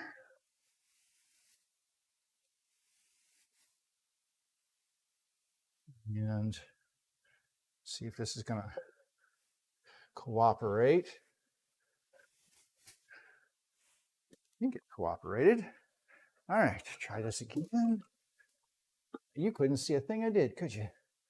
That's the problem with this is I switch really, really, really close. I'm going to take one more shaving right off of this edge right here. I think that might be enough to make this a really, oh, splinter. Okay, hang on, I got to splinter out. It's a long one. Aye, there it goes. It just made an aye now. There you go, look at it. Nice and flat. Cool. Okay, one last one to go. I'm going to take this lid, put it inside this so I don't lose that.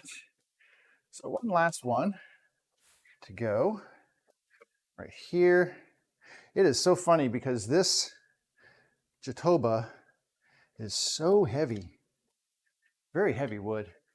And it's a smaller base.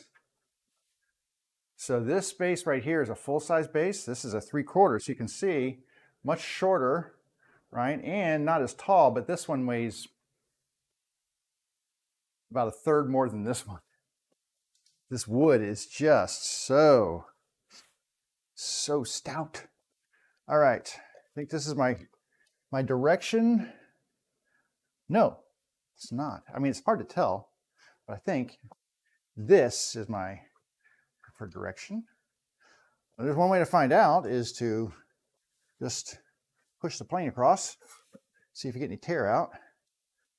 If you don't, you're going the right direction. If you do, rethink it. It's not great. Try this direction, see if it's smoother.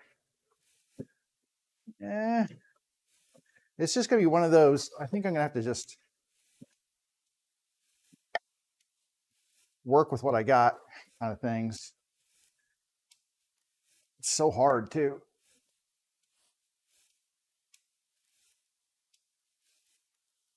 So I'm doing kind of like slicing cuts instead of straight on. Kind of got the plane at an angle just so I can slice the wood.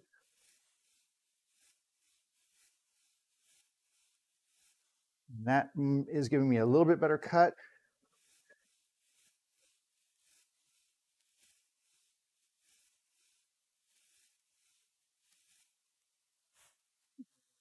Pretty smooth.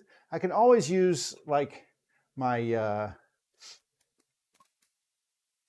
cabinet, whatever you call these things, cabinet scraper. I can always use that to clean up any tear out if need be. This has some rough spots too. Yeah, that didn't like that. Didn't like that direction. I come across grain with this thing. Ugh, I'm just tearing that side up. So we better stop that. Let's just get back to this. This is working right now, so let's not mess with success. We'll come back and clean that side up in a minute. This is gonna take me a while to get this down. I should have cut this one a little closer. This is really stinking hard wood. I mean, I'm getting shavings out, so I'm cutting it. It's just, whew, it's a workout.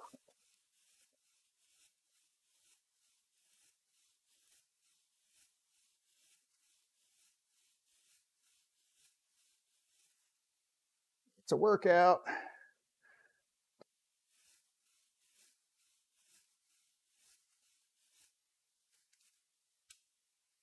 Get up against the stove.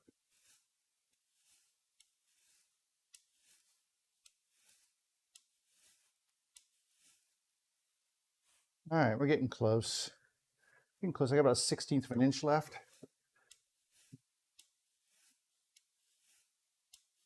It's probably the one I should have cut the closest to the lid dimensions. Would have been better.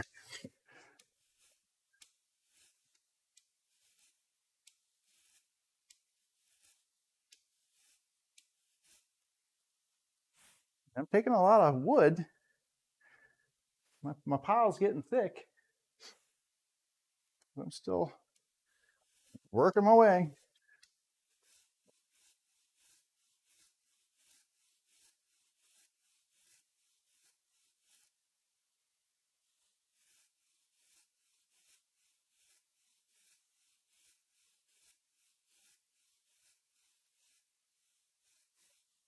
Ah.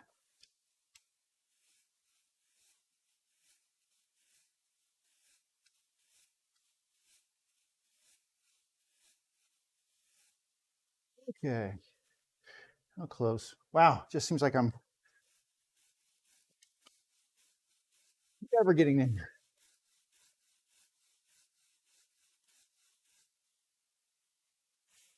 Uh-huh. Yep. Getting my cardio. I'm pretty close on this end, but this end's still pretty high. That's why I'm just kind of concentrating my efforts over here right now.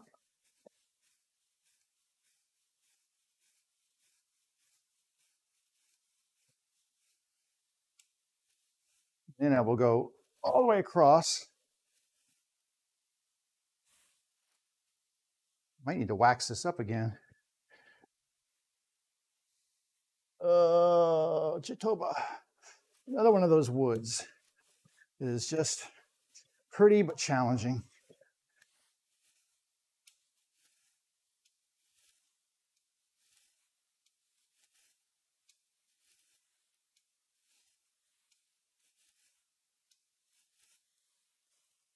We are really close there.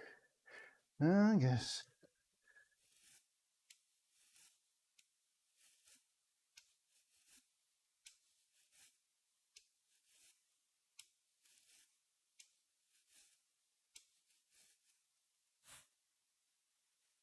I keep saying I'm almost there, right? I do say that because it feels like I'm not doing anything. I mean, I've got a stack full of curly cues here, but it just doesn't feel like I'm making progress here. There we go.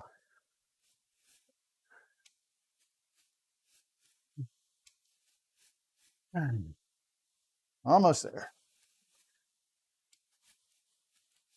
Okay, there we go. Now we're cutting across the side grains.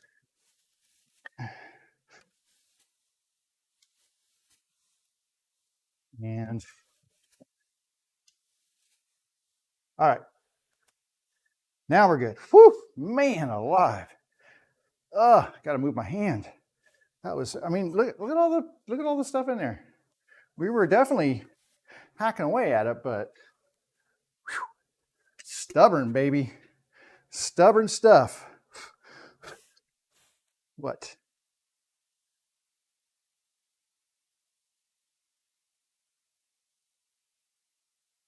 Okay. This side, I kind of, see if I clean that up a little bit. I did tear a little bit on this one. See if I can clean a little of that going this direction. Great. Let's try the cabinet scraper here just to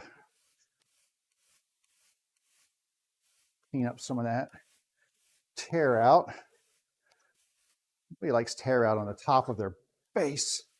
It doesn't look very attractive. Cabinet scraper is a pretty good tool cleaning that up. There we go. Much prettier. Got a lot of stuff here, but much prettier.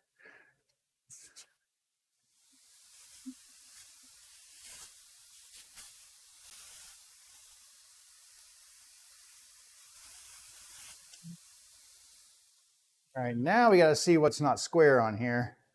I have the feeling I've got some unsquare areas, but we'll never know until we flip it over, right?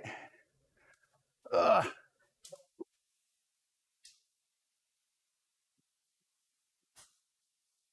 Of course, this one's the most unsquare of all of them. You are. A little, I don't know what happened to this thing. It was square when I did this, but it's a little unsquare now. These bottoms are going to need to be squared up too. I don't know if this stuff just moved or what, but all right, let me see what wasn't square here. I mean, I don't have a lot of wood to work with on this one. Not a lot of leeway here, but definitely these two corners pretty tall. Let me see something here because I need 2.5 inches. Okay, I'm good. I need 2.5 inches of clearance between the machine and the bottom. And I don't want to take away so much wood that I'm going to lose that. All right, I'm going to get a pencil, and if I can find one, I think my pencil is over here. And I'm going to mark these areas on here because these are high spots. And like I said, when we're getting ready to do these, we can't have these high areas. So I'm going to, let's see if we can work this one this direction. Let's give it a try. No, it says nay, nay. Even though it looks like it should go that direction, it does not. So we're going to go this direction with it. And you know what? I'm going to let the wood tell me what it wants because I don't want, oh, geez. Now I got to go this direction with this part of the wood. Oh, that's so attractive. Thank you for tearing out so much. Really? Really, thank you. All right, let me try this way. Is this gonna be not as ugly? Yeah, listen to it. It just sounds like I'm going over gravel. Jeez, guys.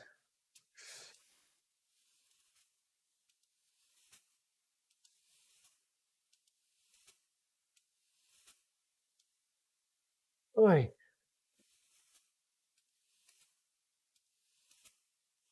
It's not letting me take any of this down. It's just, there it goes.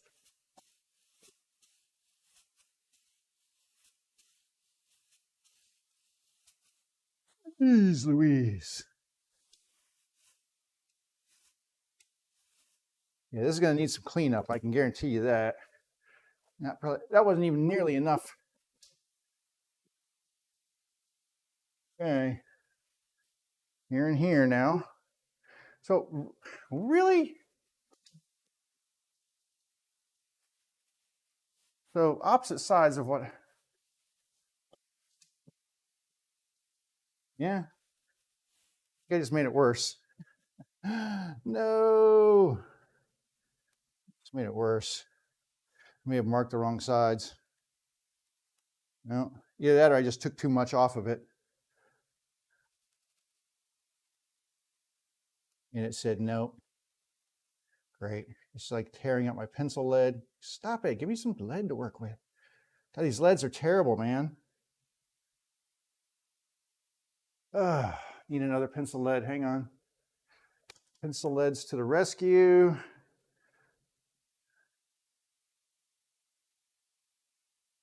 It's so tiny and so hard to install. They're just little tiny pencil leads. Get in there. In the hole. Well, my eyes are bad enough. There we go. All right. Thank you. All right. See if we can mark the appropriate sides. And then need to go this direction on both of these. Oh, that's a little smoother.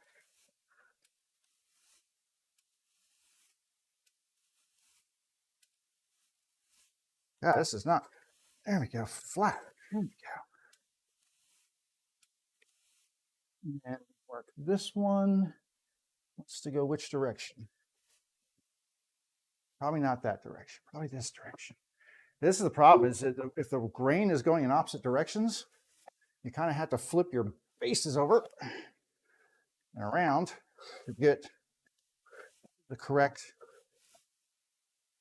direction on each of the boards. This one, which side was I going?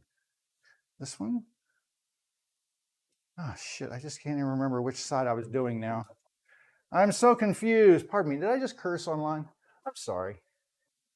Sometimes this stuff, it's a little frustrating. Not gonna lie. All right, it was this one. Yeah, I need to cut this direction. Here.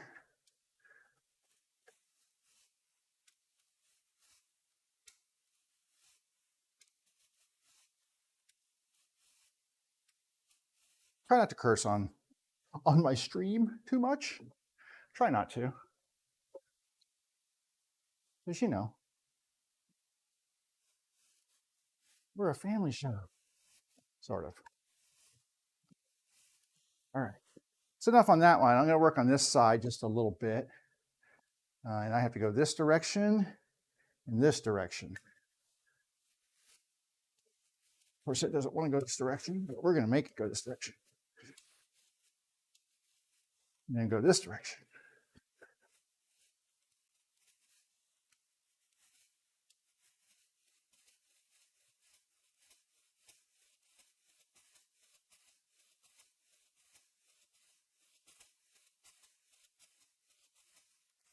Work that corner until it won't work anymore.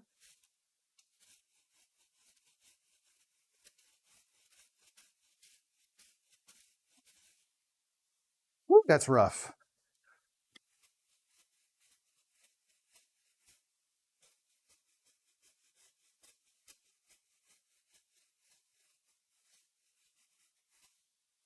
It's rough. Let's see how much progress we've made. I don't feel like we've made any. I knew this thing was going to be a pain in the butt. Oh, wait, a little bit. Okay. So once again, I'm going to mark these with my pencil so I know where I'm working. Because if I don't, I will forget and I'll work the wrong side and make it worse rather than better. Grain direction looks like it's going this way for the end. Let me get some work down here.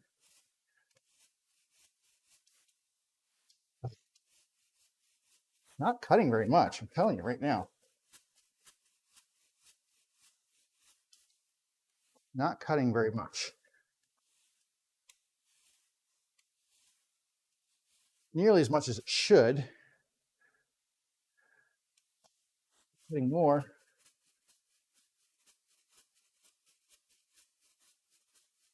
But we'll just take what it gives us here for right now.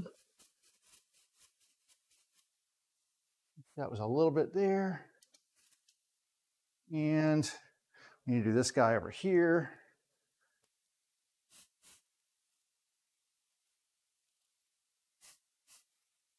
I'm going to do something stupid and just give myself a tiny bit more bite. Just a little bit more. I know that's probably stupid, but I'm going to give it a shot just because I feel like it's not enough extension to grab into wood here.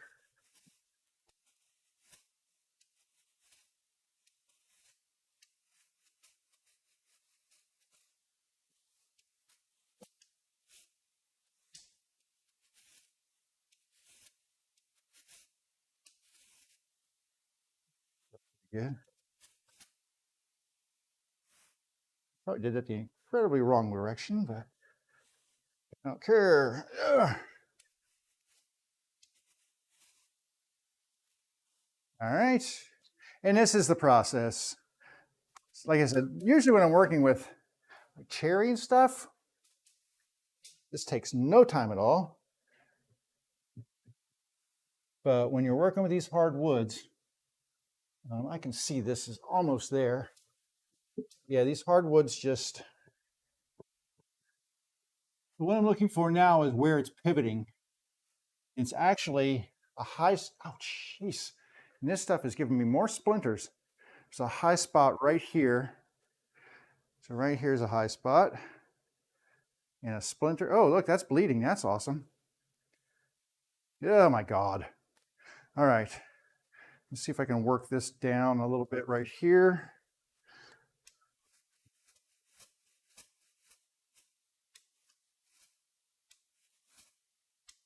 Because it was high right there. So if it's high right there, that leads me to believe that maybe we can work that out. Let's see. No, no, no, we can't work it out. We have to just suffer with it. Still high right there. Right here, there's a high spot. I mean, I can see it rotating and kind of pivoting right over this area right here. So it's just pivoting right across here. When I tip those edges, it stays in contact with the table right here. So that lets me know that this is a high spot right in this general vicinity.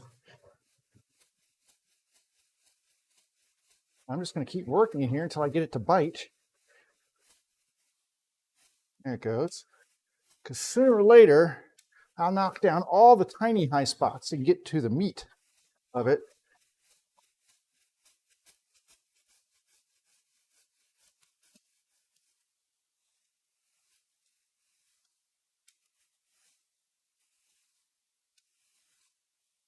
Should be about it. And this is just a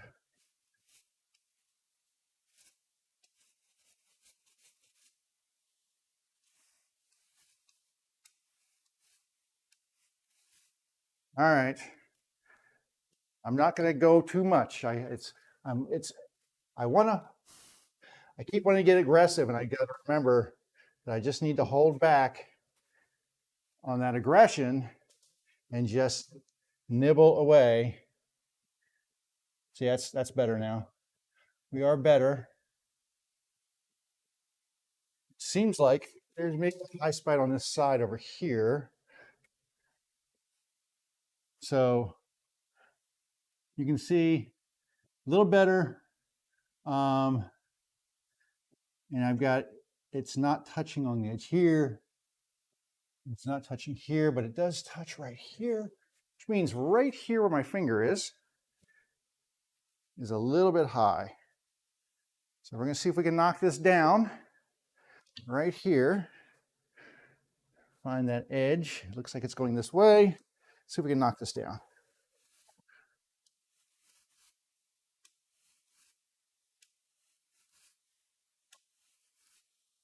That actually was some of my best, I know I keep forgetting to switch camera, but might have actually done, that was pretty close.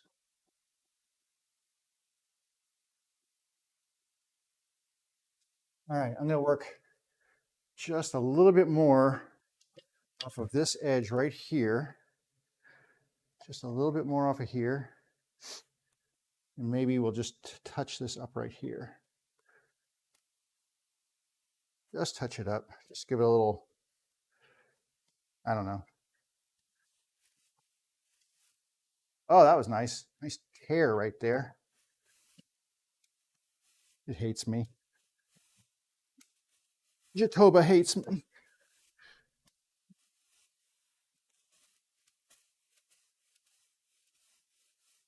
See, like right now, it's not taking any wood, which means there's a high spot somewhere in here keeping that plane iron up in the air instead of in contact with the wood.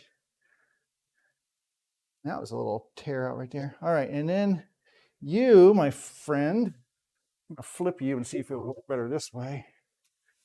There we go.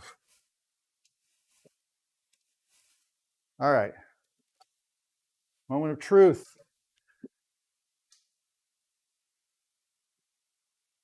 It is so close that you know what? I'm gonna just call it good because that is really close. I am gonna touch this up right here, and you can see, I don't know if you can see it or not. I'm trying to show you where I've got some tear out right through here. This is all tear out. And I'm going to hit this with my cabinet scraper. Trying to see what's the best, it doesn't really matter. The nice thing about a cabinet scraper, you can go in any direction with the grain, across the grain, whatever. You get this nice sharp edge here.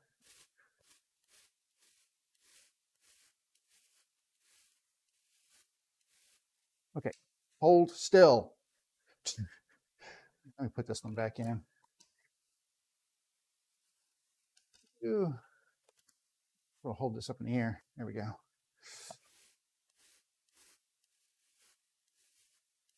So I'm just gonna run this across those spots there. I mean, I am gonna sand this, but it's really hard to try to clean up tear out with sanding as opposed to just using a cabinet scraper. Just does a better, faster, more efficient job at it. And just want to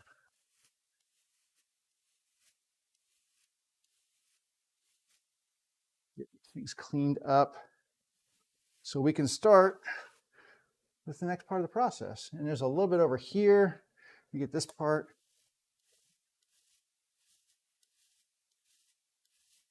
Because like I said, we'll sand these and they'll look good with the sandpaper, but we got to make sure that we kind of clean up these ugly spots first because they don't sand out as well as you would think.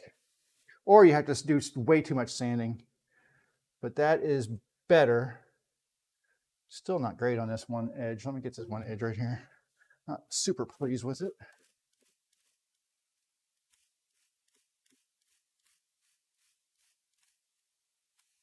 There we go. And I'm not, I mean, this is a pretty sharp scraper because you can see I'm getting nice shavings out of that.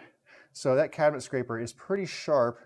It's just this wood is really ridiculously hard and hard to manage. But that being said, we now have, woohoo, all of that done. Let me clean up this shavings and stuff here.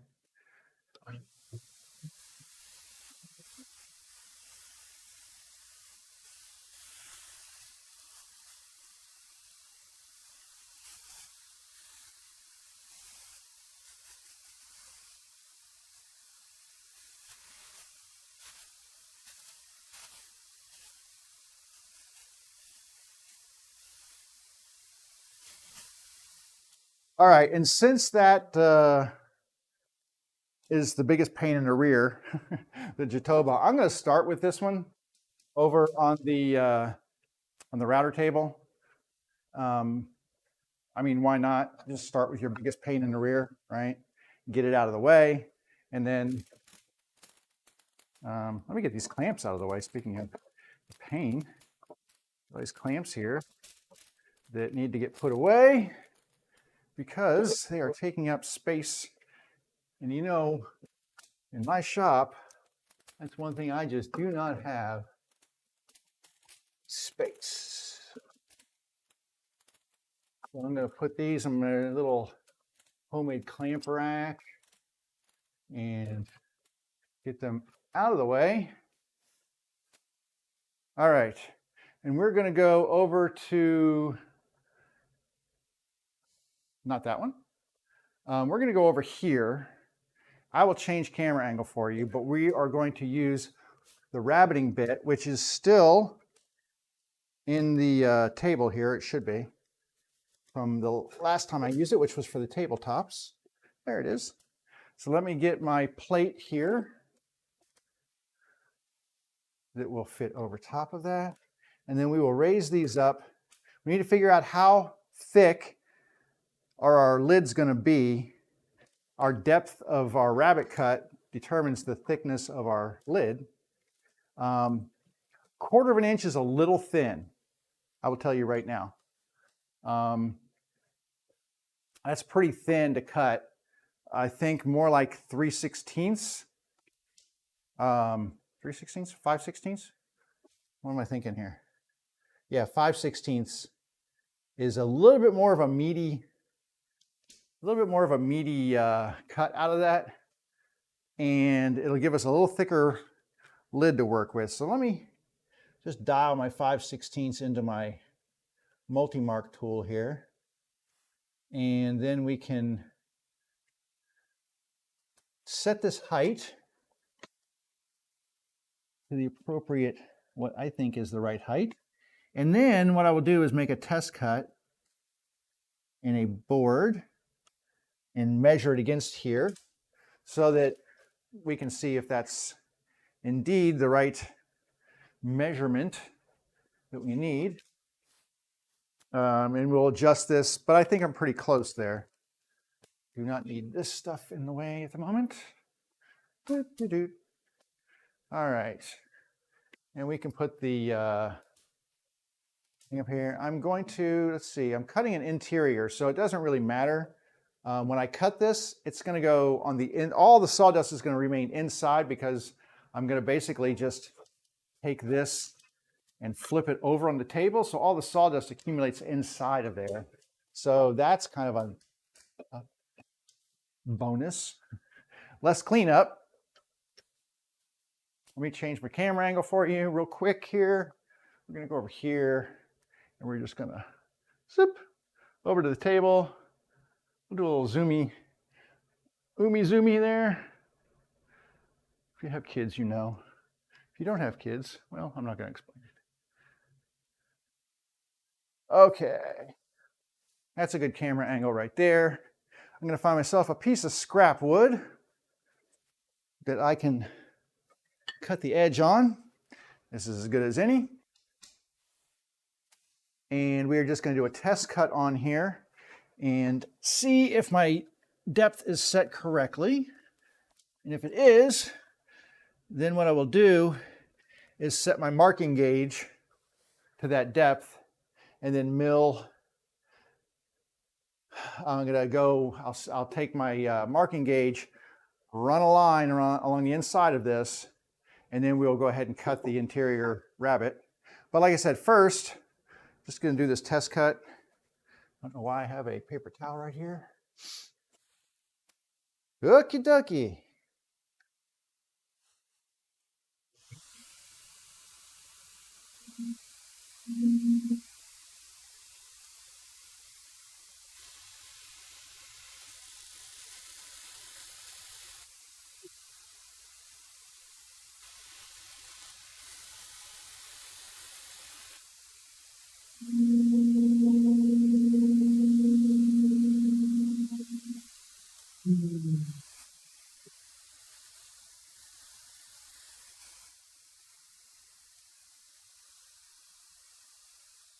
I tell you what, it's getting to be about time for needing a new rabbit bit, because that one is not as sharp as it used to be.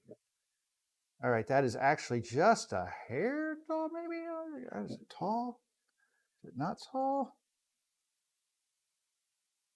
Seems like it's just a hair tall. But I'm going to set my marking gauge with this, not with this, because, you know what, I'm going to use that measurement because it's so close. I mean, we're talking like maybe a 64th of an inch difference. That's close enough for me. I'm going to grab my trusty little marking gauge right here, and we will set that depth right there. That's my depth of cut. So all I have to do is drag a line across like this on the interior. It creates a little cut line, cuts those fibers, and hopefully prevents tear out along that rabbit cut. So I'm going to bring this over here. This is a really tight angle I brought there, but that's okay. I think you can see here. So I'm going to bring this over here, and because I need a little bit of overhang for my thing to sit on. And then I'm just going to drag this across here a couple of times and go around the perimeter just to establish a cut line. Like I said, it's not a guide for me to look at. I'm not using a handsaw or anything to cut, which a lot of times, you know, that's what you would do with a marking gauge, is establish a cut line so that you can follow it. But in this instance, I'm just cutting the fibers of this box so that, there we go. So that hopefully I don't get any tear out. And then the next step is to just make a pass. I'm going to try to go light. I can't really see, but I'm going to try not to do a full depth cut on this. And I have to figure out which way I need to go. It's going this way, so I'm going to pull again. So I'm going to go this way, kind of counterclockwise with it. It's important to know which way your blade is turning or which way your bit is turning, so that you're always feeding the material into the teeth as they cut, as opposed to the opposite direction where it's going to bounce off and chatter. It's not going to dig in and cut nicely.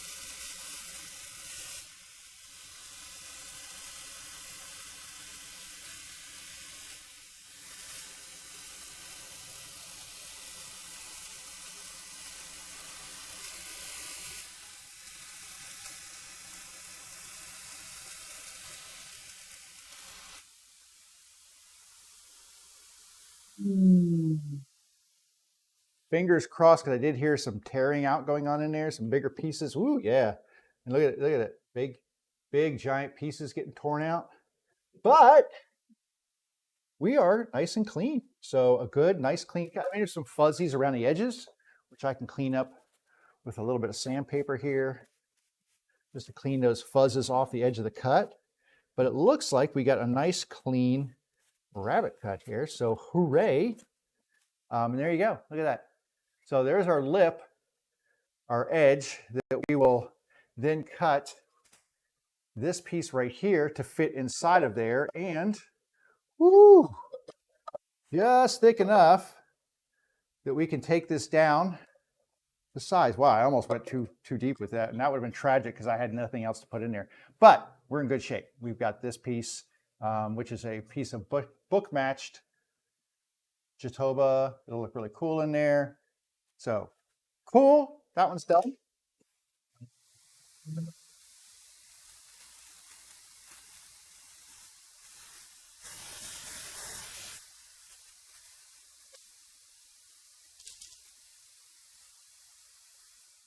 All right, okay, that one, and that's the thing, is I need to make sure that my pieces that are going to be used as lids are thicker than the cut that we're going to make. And I'm just going to check, and this one's more than thick enough. This side is already flat, pretty much flattened right here. So I just need to worry about flattening. I mean, it's got to be cleaned up, but it's flat. So, all right, next piece. This is sapele, which is a pretty hard wood in itself, but pretty manageable.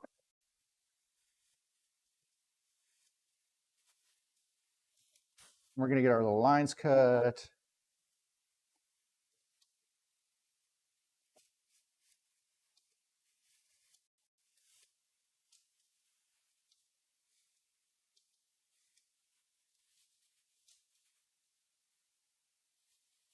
I love this marking gauge. Who made this marking gauge? Well, I had a kit that had the cutter and the long thing right here and the brass screw in the insert. And I made the piece of wood this is, I don't know what this is. I think it's cherry, and this is walnut, which is nice and hard and keeps its edge. But I think I paid $10 for the kit. It was worth every single penny. All right, here we go.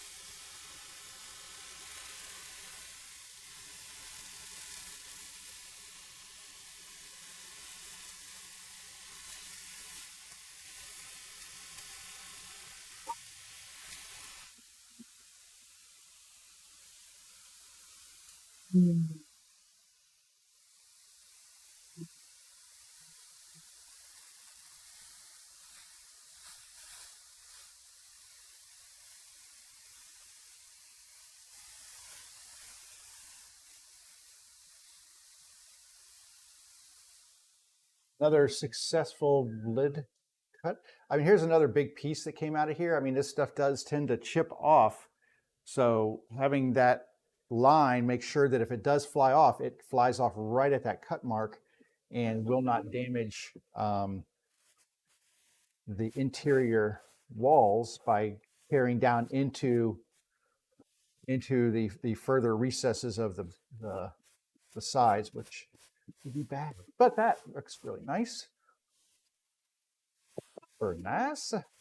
Then we will cut this lid to go down inside of, we got the lid here, will be cut to go down inside of there. I don't have a lid cut for the walnut yet, which is kind of crazy. I'm going to go ahead and do the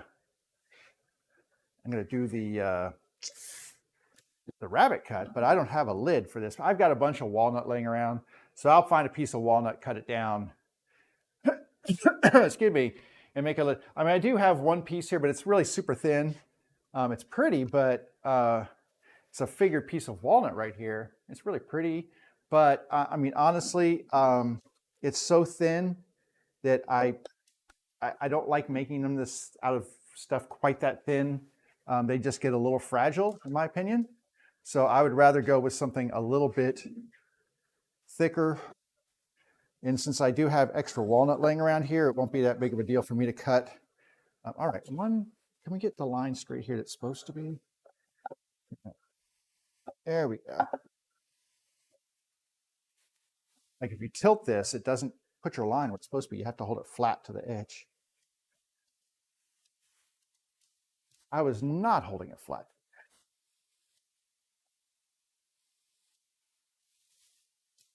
Shame on me. Running out of room here. Shocking that I would run out of room in my massive shop, right? All right. Got just 2 more to go. So we're getting there. This is still a little wonky. There we go. You don't want to have this touching the bit when you start, so make sure you put it into empty space there before you turn this thing on.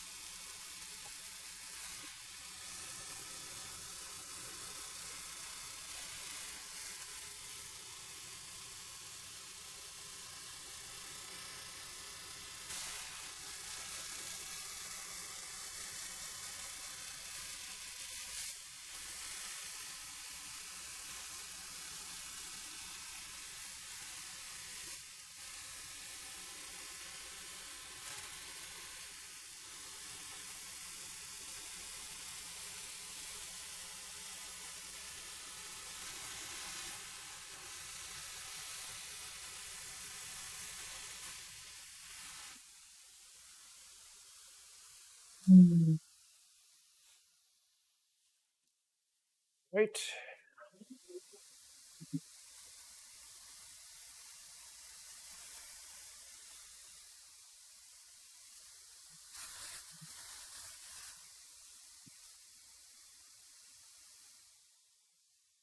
I like to really make sure I do a good job on these lids and these side compartments, because this is one of the features that makes this particular base style my best-selling base style, is that lid with the flush lid, and then I'll add like the logo on the front. I mean, these things best selling all day long, plus the handles in the side. It's all these little features that I put in, the flush lid with a little finger hole to pull it out, the handles on the side, the fact that it has a side compartment, and then the logo in the front. All those things add up to my lids kind of standing out from other people's lids, which is one of the things that I like, is that I want mine to be different. There's a lot of people making the same lid or the same base style. I won't say a lot of people. There are a few people who make the same size and style with the that fit those particular machines. But I think it's the little touches on mine that set them apart and make them a higher value. I mean, there's people, I always finish mine. There's people who sell them as unfinished wood. I would never think of doing that. I mean, I guess if somebody requested it, I could, but I usually finish all of mine, and did I do that one? I did. Yeah, there's ways of setting yourself apart from your competition. And for me, it's always about, little things, custom touches, extra sanding on rounding over the edges, doing a little 1/8 inch round over on the profiles because it just looks nicer and cleaner. So I try to concentrate on some of the smaller details when I do this stuff, like finishing. I always finish them, and then I always, hit them with a really nice, clear coat lacquer. These won't get lacquered. These are getting a different finish, but I always try to give them that extra something, So anyway, let's get this last one done.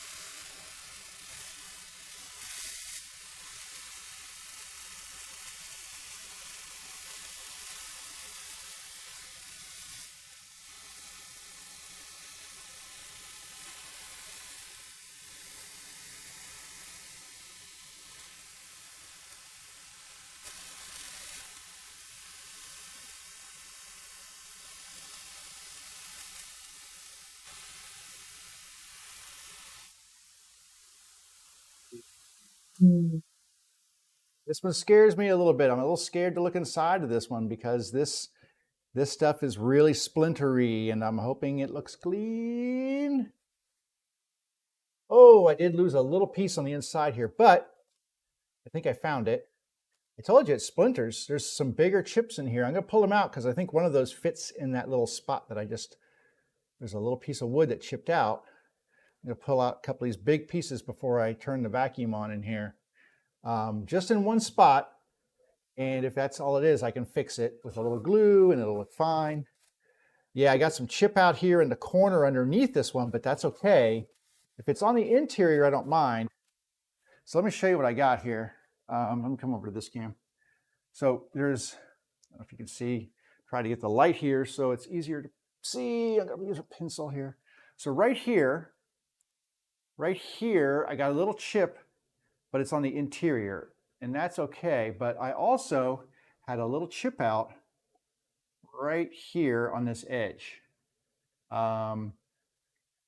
I've got some pieces that I pulled out, and I think one of them will fit inside there, and I will glue that back in. That's what I was afraid of with this wood. It is really very, that's a triangle piece. I'm going to sort through this and see if I can find a piece that's more triangular in shape. Another long piece. No, I don't see, oh wait, there's a piece right there.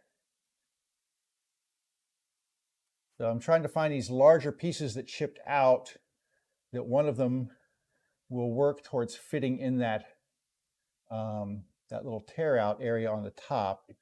I think I got something that will. I'm just stuff here. Okay, I'm going to put all these down here and clean all this other stuff up here. I don't see anything else that really could have, and it could have also just mulched, in which case, I'm a little out of luck, and I'll have to use another piece to fix it.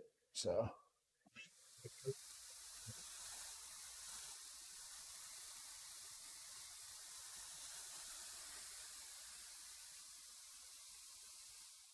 So that can happen. You know, you can definitely have things break. This piece right here looks like a good piece to go in here. And the thing is, I can, yeah, that looks like a good piece. I'm going to cut a piece off here and glue it in. I'm going to get it whittled down. It doesn't need to be much. It's just a little angle right here. It doesn't need to be much, but this is the actual piece right here.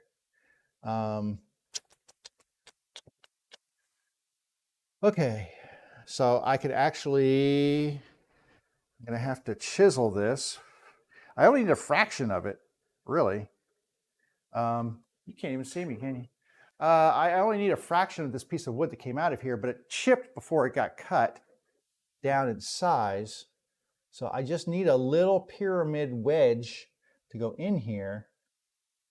I mean, it's perfect, but then I have to clean up all this interior stuff for it. I don't really want to do that. It's going to be hard. All right, I'm going to glue this in. I think I'm going to go ahead and just glue this, and then I'll come back and try to clean this out really carefully.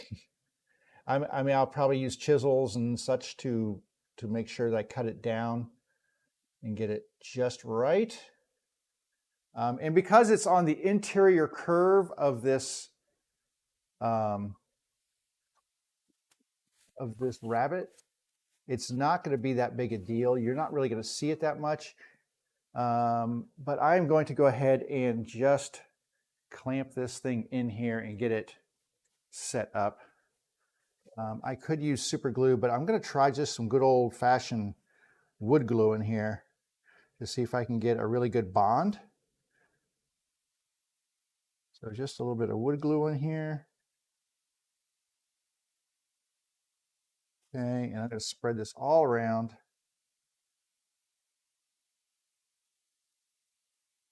Maybe put a little wood glue on the interior of this.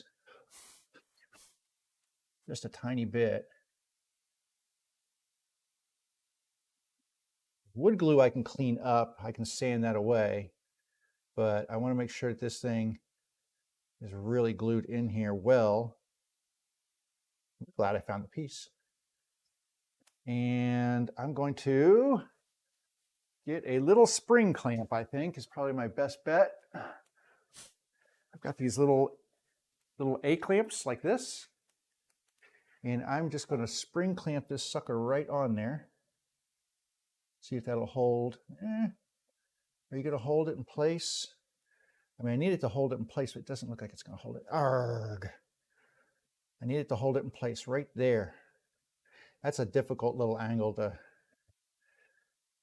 All right, I might have to get it to set up for a minute. So I'm going to stand here for a moment and let this set up, because I really don't know how else to clamp this. Ooh, you know, I might actually, hang on.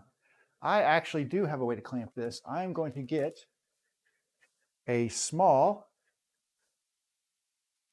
vice grip, and I'm going to open it just to the proper width for this.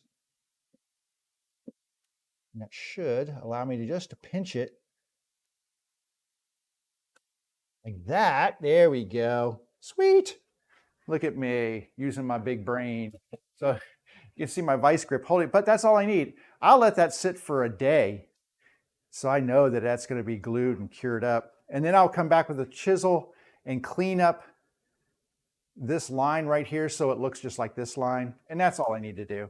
In the meantime, what I can do is work on the lids that I do have. I'm going to set this aside because it is, I don't want to mess with that until that glue has fixed itself up. So I actually have a couple of options on my lids. Like if that zebra, I could take this piece right here and resaw this and make a lid. I could do that. But I have a couple of lids that I've already glued up for that piece that I'm happy to use. So I've got these two pieces. So at some point in time, I will resaw these down to the correct thickness, and they're going to get, ooh, where you go? There you go. They're going to get two lids for their stuff. So kind of cool. But let's start with the sapele, because that one to me is probably the easiest to work with in terms of the wood. It's not the prettiest of lids, but it is going to be the easiest to work with. And we're going to come back over to the table saw here. We're going to use the table saw, and we are going to use the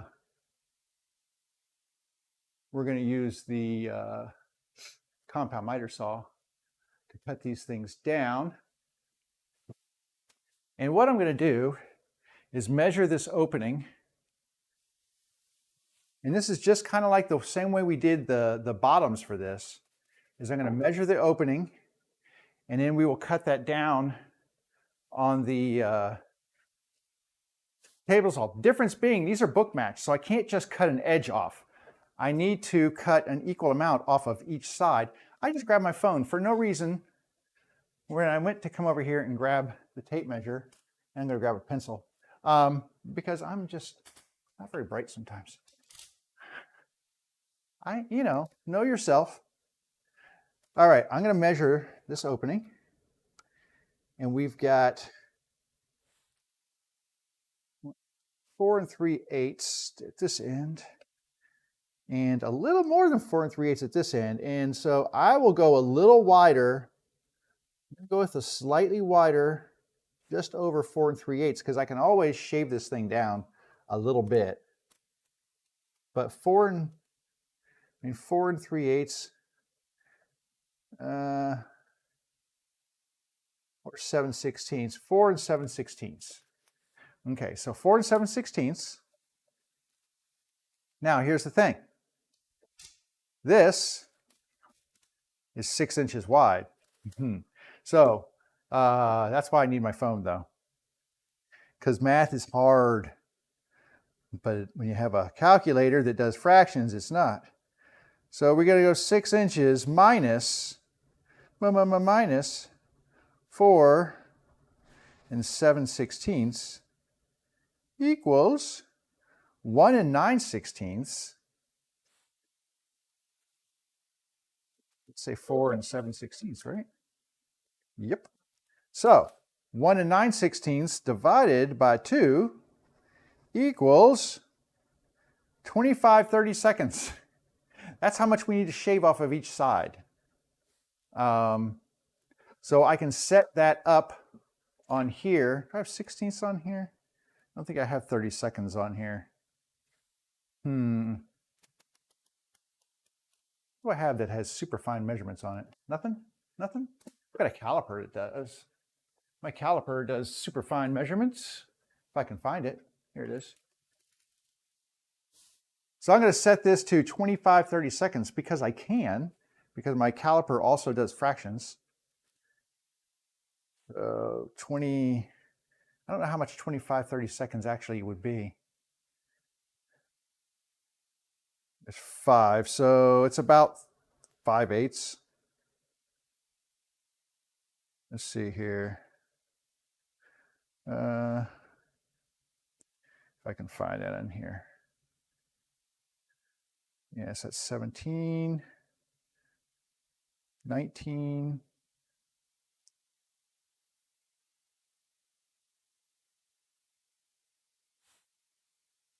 Three-quarters. Wow. Okay. Let's see how much we got here. Yeah, I think that's right. It should be past 3/4. There it is. 25 30-seconds. Right there. And I'm going to set my fence to that. And then I'm going to go a little wider than that, or a little less than that, because I don't want to, shoot, I need to put this up on a something here. Hang on a second. I need just a little wafer of wood to get this to, it's going under my fence at the moment, which is just a little annoying. Hang on. Why we carry scrap wood. Here we go. So, put this up like this. Now I can see my measurement here.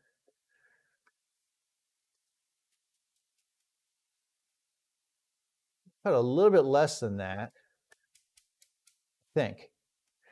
But in the meantime, what I'm going to do is I'm just going to look at this and see. I'm going to draw some lines on here using this measurement that I've locked in and see if that actually lines up or jives with what we've got as an opening. Calipers are super handy. You don't have a set of calipers, man. You need to get with it. All right, yeah, that's going to be a little wider. So we can take a little off of each side once we get that set up. Now, here's the thing. I actually need my 25 30-seconds to be off of this side of the blade. I almost did that wrong. We need that off of this side because if you think about it, we will be, I'm going to run it through. So I need to cut this way.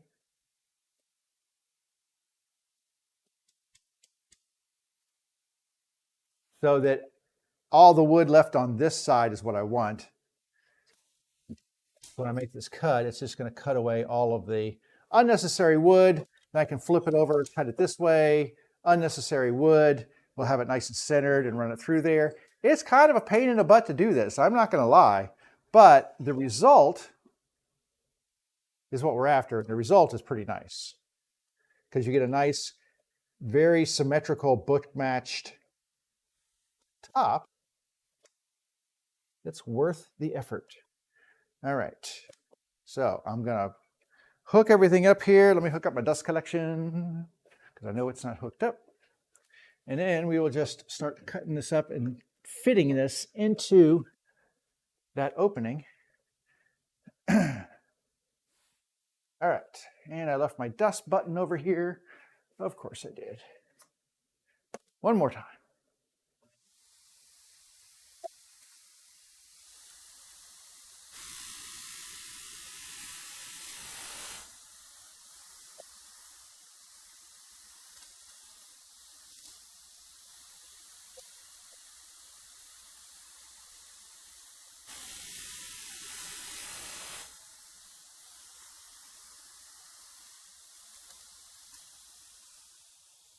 And the bottom line is, with this, is we want to cut off equal amounts off of each side to keep that joining line right in the middle. Okay, now, I mean, we are excuse me, we are just a hair off of this thing. So what we can do is we can come back over to this side of the bench, over here, doing that very smartly. I'm going to come over to the bench over here, and I'm going to put this in the clamp, and then we are going to basically just, oh, there's stuff under my clamps here. Got hoses and things that are blocking my leg clamp. All we're going to do is shave off a little bit off of each side. So try to get it nice and even. Just take a couple passes off of each side. And then flip it and do the same thing to the other side. And I have to flip it because the grain runs opposite directions from each other. You can't see me, can you? Boop, now you can. How about this one? That's a good one. So all I have is this in my clamp. I'm just flattening this on here, and I'm just gonna take a few passes and take a little of the thickness off of here. And then we'll test fit it.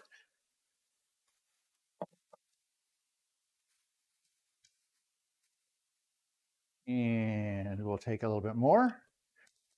So it's a process. People go, why does your stuff cost so much? Because I do stupid stuff like this. It takes forever, but it's worth it in the end.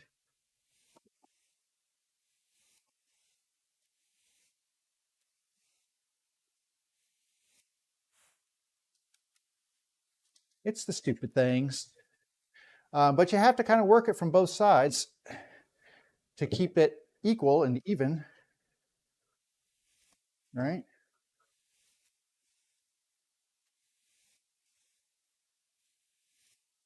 So I make like the same number of passes on each side.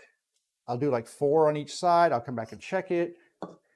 Now sometimes I get closer than this. Ooh, that's really close now. See, now I'm getting to that point where, yeah, it's like maybe a 64th off. So let's do a couple more passes here.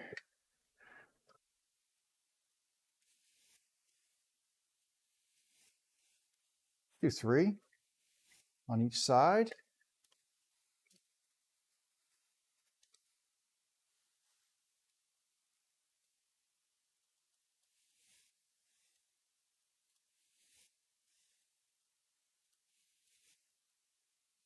Very, very flat, but anyway. And, oof, very close. Very close. So this one's just barely squeezing in up here.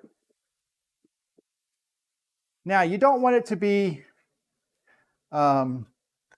such a tight fit that when you put finish on here, if you get a little swelling in the wood or whatever, you need to leave it a little loose.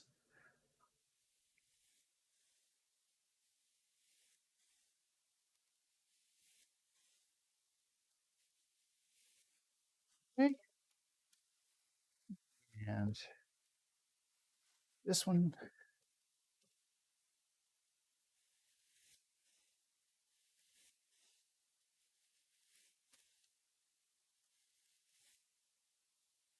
I think that's probably going to do it.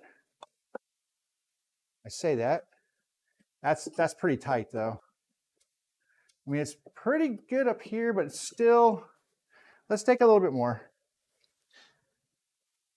I mean, I'm taking off minimal, you know, a few hundredths of an inch at a time. So, but that was the wrong direction. Make sure you go the correct direction. Don't go against the grain. That would be bad.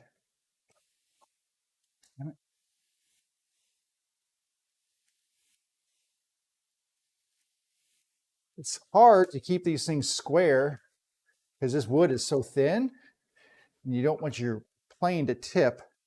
You want it to be right flat.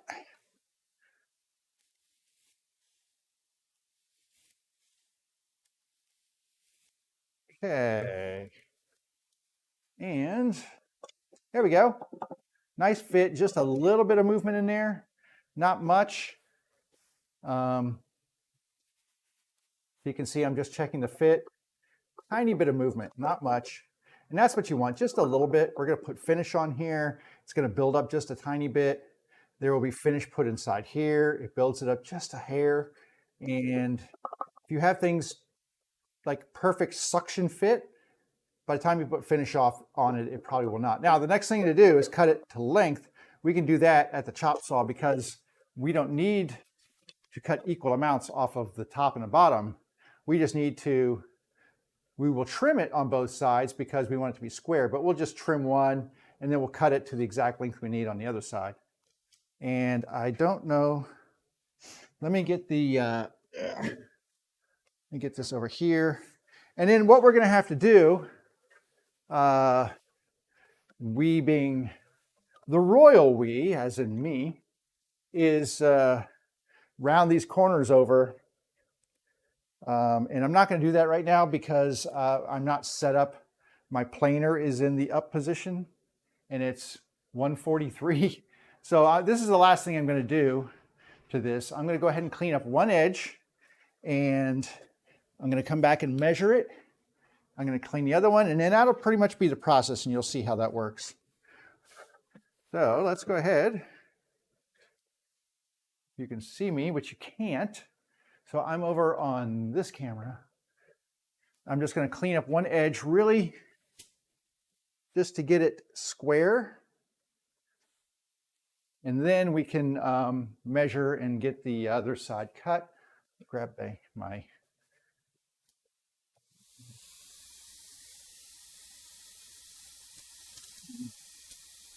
That's it.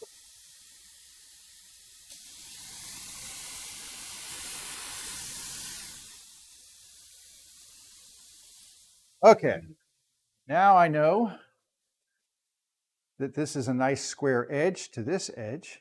So what I'm going to do is measure the length of this base lid area. So 7 5/8, 7 5/8, and it's just a hair over 7 5/8. So let me find my area that was not cut, and I'm going to mark this. Oh, and get my square here.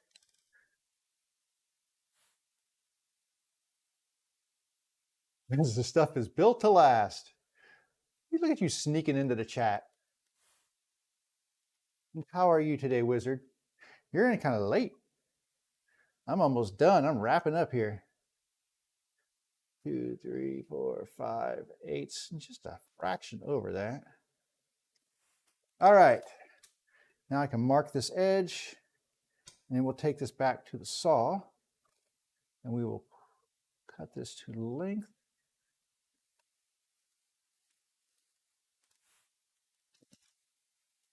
Okay, so I've got my line here. I'm going to go over here, cut this down. We'll check fit, and then that's pretty much it. And that's the process where I'm going to use for all the lids. So get this cut right on that line.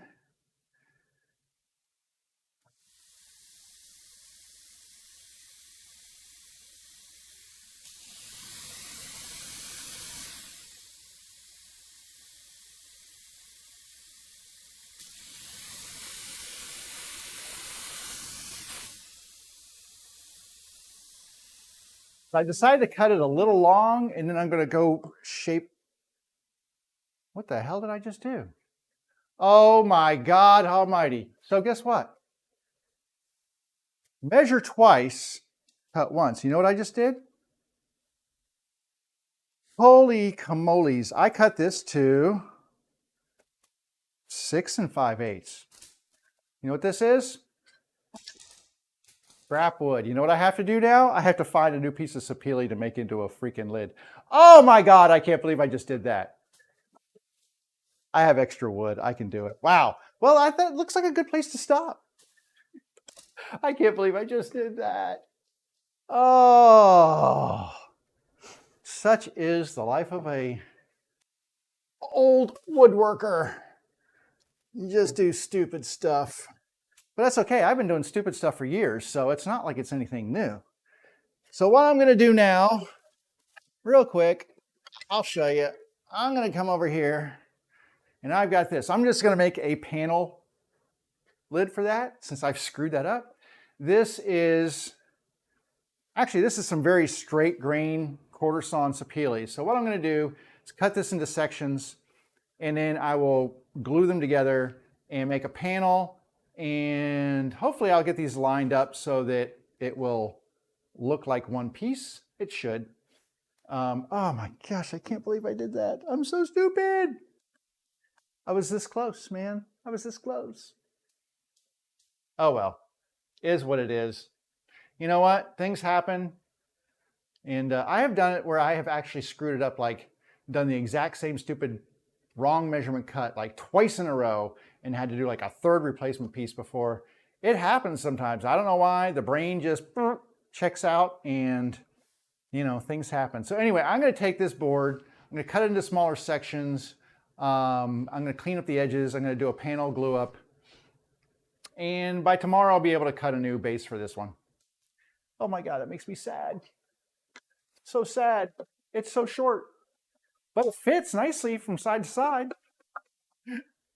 Well, if this was longer, you can see that it now fits inside here. And all we have to do is flatten it. You know, I think that's just a good sign that I need lunch. I need lunch, man. That was sad. Oh well, it is what it is. All right, I'm gonna go ahead and put a pin in it for right now, and I'll come back after I eat my lunch and at least glue this panel up so that I can make another lid, because I'm stupid. Stupid is what stupid does. And hopefully I won't have that issue. I need to make a panel for the walnut one. I haven't cut one for that well, as well. So I need to make a panel for that one. So, you know, just something to do off camera. And if you want to see all the good stuff, it was before. So go back and watch the replay of this and you'll see all the stuff that I didn't screw up. Because that was the only thing I screwed up, was right there. And then if you want to see me fix the screw up, well, you won't, because I'll do that off camera. But you'll see my fix for the screw up if you come back on Wednesday. I should be all good and the lid should be cut. And I'll save one to flatten because I don't want to flatten all of them for you, but I'll save the last one to flatten. And then we will put some, I'm going to put the corners in. I'm going to round the corners. Maybe we'll round the corners. And then we can do corners. We could put the, I'm going to round these corners because these are nice, crisp, sharp edges, and we don't want that. We want big, rounded, profiled corners. So we're going to round the corners on these things, and then we're going to cut some pieces for the corners for the interiors. Those will be triangular pieces. I usually have a piece around here, but I don't have one right now. But anyway, we're going to cut some triangular pieces that will go glued inside of here, and they will be the supports for the bases that will go into these. But for right now, I need some support for my mental focus because obviously it's not there. So thanks for stopping in. Appreciate you. Wizard King, always appreciate you stopping in. I am going to punch out and I will be back here Wednesday at 11 o'clock in the morning on YouTube and Facebook and what else? YouTube, Facebook, Twitch. Obviously Twitch, because that's where Wizard King is. So come back and see me. I always like having people here. It's nice because that way when I talk, I think I'm talking to someone and I don't look so crazy. But those who know me know that that's not the case. I am actually 100% crazy. All right, you have a good day too. Thanks for stopping in. I will see you later. I am out of here. Take care.